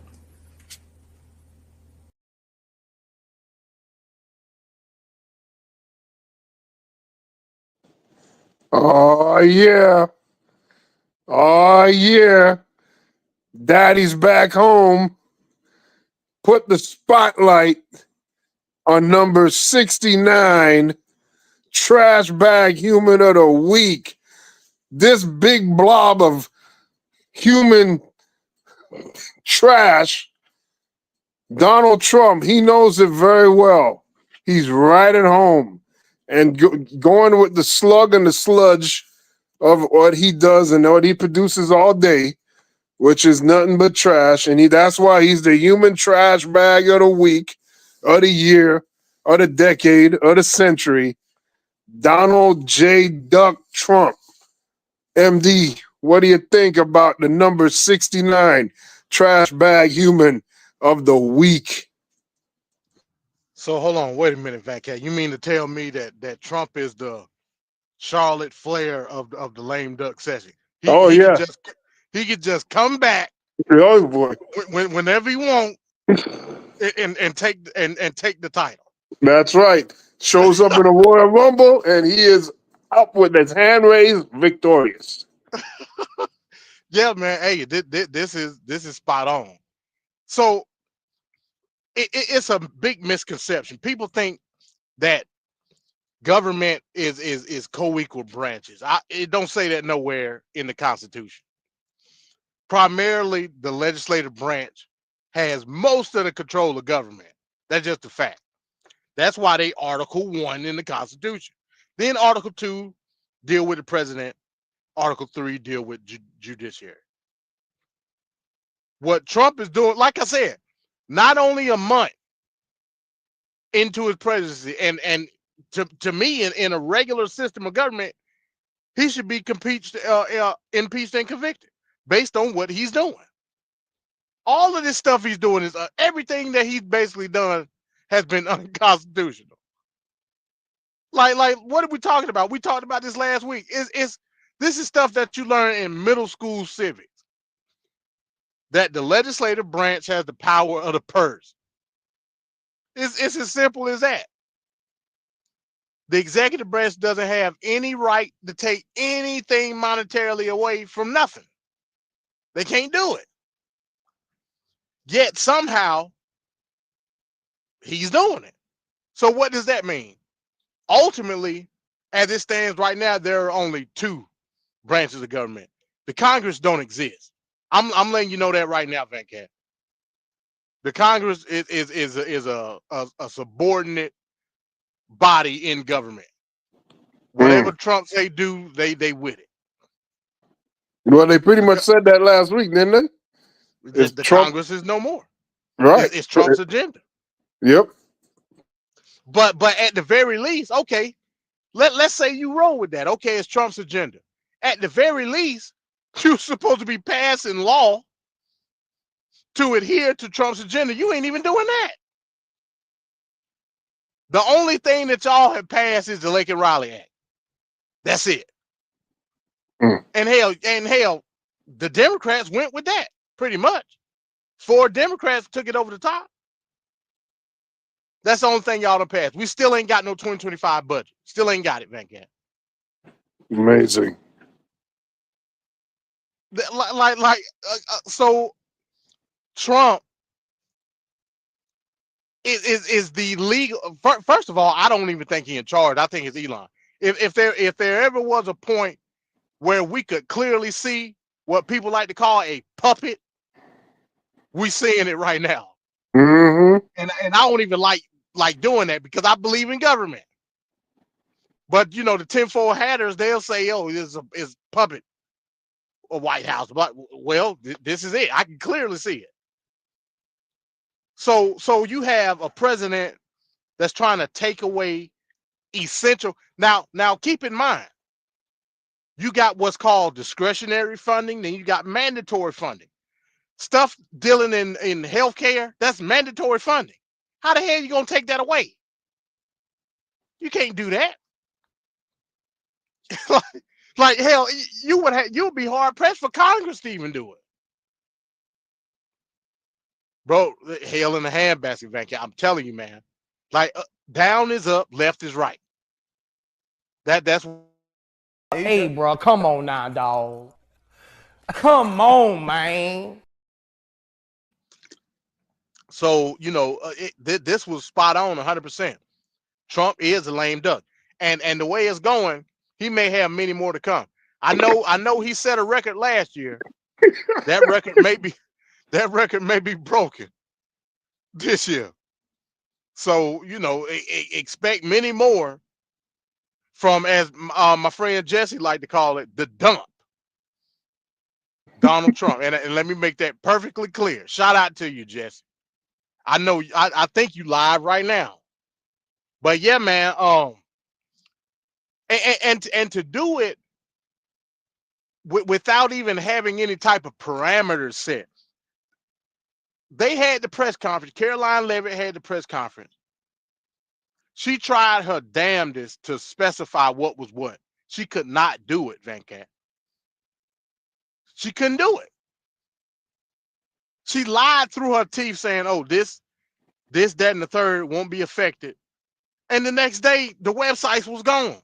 Then nobody know what the hell was going on. Mm-hmm. It's so discombobulated. First of all, because you running off of acting directors for the most part. They don't know what the hell is going on. They just don't. They like, hey, what you want me to do? You know what I'm saying? When it comes to the Treasury Department, you got parameters or quote unquote parameters put into place that's supposed to be taken away from certain I guess you would say allocations, but you don't even understand what the allocations do. So because everybody got in the uproar and was about to jump down your throat, you should say, hey, you know what? Actually, we're not going to do that. This is not fair. I should not be put to them indignancies. That's a fact. So, man, Joe, this is as close as the Three Stooges as you can get. They're just stumbling and bubbling all over the place, hitting each other upside the head. It's crazy. Surprise, surprise. Surprise, surprise. But the MAGA maniac don't see nothing wrong with it. There's never been dictatorship in this country. So the society don't know what it looked like. They don't know how to react to it. That the same thing happened in Germany during the Weimar Republic. They were so deep down in the shitter, they looked for a hero. Hitler was their hero, not knowing that that they would be low on the totem pole for another 50 years after Hitler. So most of this is MAGA maniacs just don't know what authoritarianism look like. They just don't know. That's why you must look toward the political prophet amongst men. So I can show you what it looked like. Welcome to hell, motherfucker!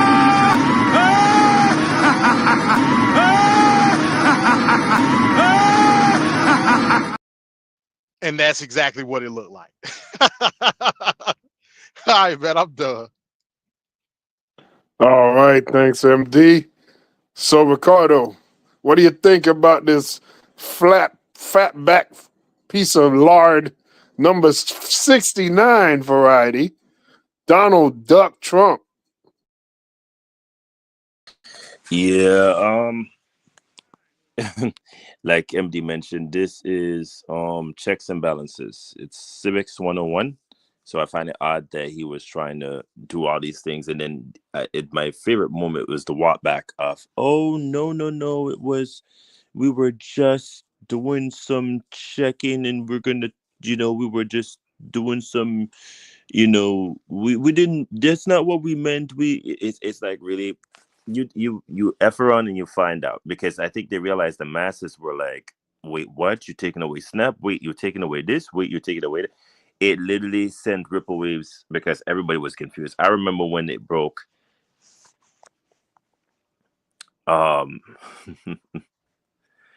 remember when it broke and MD brought it to everybody's attention, and not too long after that, I went into the media circuits just to see what everybody was saying. And what was so fascinating was the media was just as confused as we were. And it was one of those things where we were like, okay, so maybe we're just overreacting to all of this. And we weren't. It was really them saying, hey, we're going to be doing this, or Trump, President Trump was saying that he was going to get rid of this and so forth. What I didn't think they anticipated was the fact that people's reaction was so swift in regards to it. And again, you can't play around with certain things that really affect the American people's lives. Notice they didn't say anything about Social Security, because that's the one thing you can't play around with. They will have to slowly interject that into their whole manifest of the playbook for Project 2025. But the minute you play with these old folks' money, it's going to be on. So, this is not fear. I should not be put to them indignancies. Is coming down the pipeline. Again, very justified for the 69. I'm surprised we're at pick 69 right now. But again, everything coming down the pipeline should be a huge combustion at some point. So, with that being stated, let's see what happens. But Trump, I'm surprised you found your way back on the damn list. You couldn't go 1 week without being on this lame duck list. I'm surprised at you, sir. You could have at least gave some honorable mentions some play here, but no, you're in week 3, if not 4, of your presidential election win as the new president, and you couldn't just hold yourself back of doing something that would place you on this list. With that being stated, sir, do not effort on and find out what this American people SNAP, veterans pay, all of that stuff that you're allowing Elon Musk to interject himself in. You do not have that authority to do that, sir. Again, it's all checks and balances here. This is civics 101, stuff that we learn in middle school. Congress, the Senate, legislation is put in place. The executive branch is not supposed to overstep its bounds when it comes to this. So I hope, again, the opposition is doing their job, getting themselves in play here, and really taking this serious. It's not a joke anymore. Eventually, we're going to start seeing some stuff steamboat and steamrolled all the way through, and we don't want it rammed down everybody's throat. Pause. But not stroke, throats. Pause again. But I digress. Please, Mr. Trump, don't put yourself on the list again next week, but we'll see what happens. All right. Thank you for that, Ricardo. Yep, Donald Trump never disappoints. He's going to be there. You just don't know how many times. My God. So, with that being said, we're about to book out of here, and we're going to do our final sign-offs of the evening. So, let's start with MD20. Yes, sir. Great show as always. Hey, so I'm noticing that, the MAGA maniacs is starting to come around. That's a good thing, actually. That's a good thing. I'm always looking for a good fight. So, if anybody want to holler at me, let me know. You know what I'm saying? Also, did you see that link that I put in the private chat, Venkat? Yes, I did. Yes, I did see that. Okay, so with that being said, everybody go out and pre-register for the Carnival Cruise Gaza Strip trip summer of 2026, because the way it's going now, it ain't gonna be no more Palestine. That's a wrap. It's a done deal. But hey, what they call themselves, the uncommitted movement, is this what y'all wanted? I'm asking for a friend. Is this what it is? Lefty loony, progressives? I just want to know. I guess the good part about it is now you can visit the Gaza Strip as a vacation destination, because that's what it's gonna be. You know what I'm saying? TBN Holy Land Tour, Gaza Strip, with Pat Robertson as the tour guide. So hey, it is what it is. And Mike Huckabee. Which is another disaster. So hey, man, I guess that's the positive that you can get out of it. Now you can go over there and like sit on tan on the beach and swim in the what's that right there, the Mediterranean or the Dead Sea or Red, whichever one it is, you're gonna be able to go over there. You know what I'm saying? If one of them lucky, one of those Palestinians may be the one bringing you your Mai Tai drink. You know what I'm saying? So hey, it is what it is. I guess with that I say peace. All right, thanks, MD. Ricardo, final sign off, sir. Yes, sir. All in all, very great show. A lot is going on. Elon is being demonstrated against, interjecting himself all over the place. His stocks is all over the place, being tanked right now. Trump with his usual shenanigans. Congress and Senate being all quiet and very, nonchalant right now. All in all, I just expect everybody to do their due diligence again, know your civic duty, understand check and balances, and let's progress forward here. Now is not the time to be asleep, be awake and focus. With that being stated, y'all, we look forward to seeing everybody for TFP next week for Lame Duck 70, and let's get it. All right, thank you, Ricardo.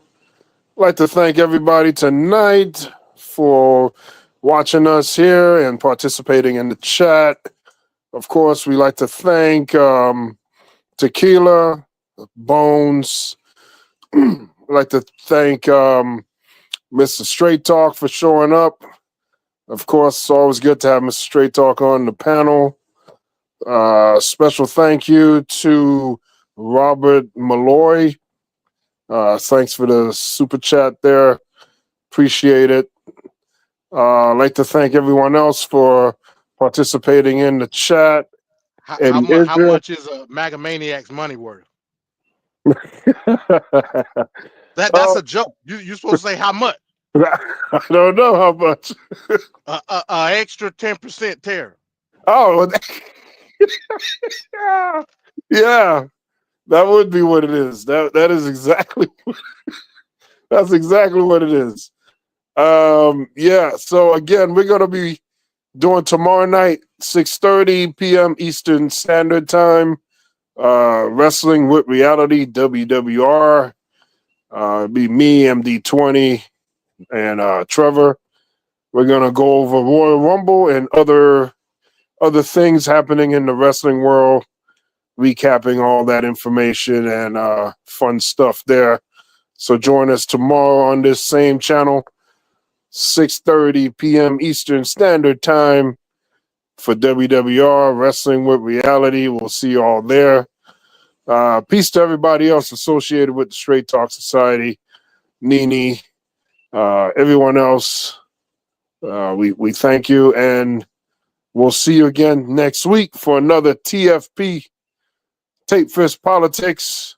So until then, everyone be safe, and we'll see you next week. Peace. Peace.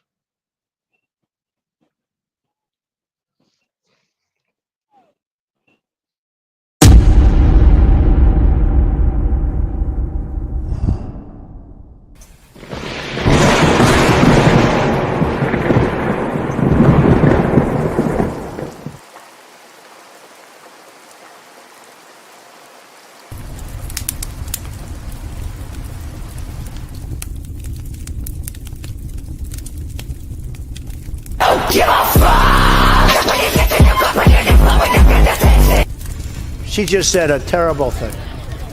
You know what she said? Shout it out, because I don't want to. Okay, you're not allowed to say, and I never expect to hear that from you again. She said, I never expect to hear that from you again. She said he's. That's terrible. Terrible.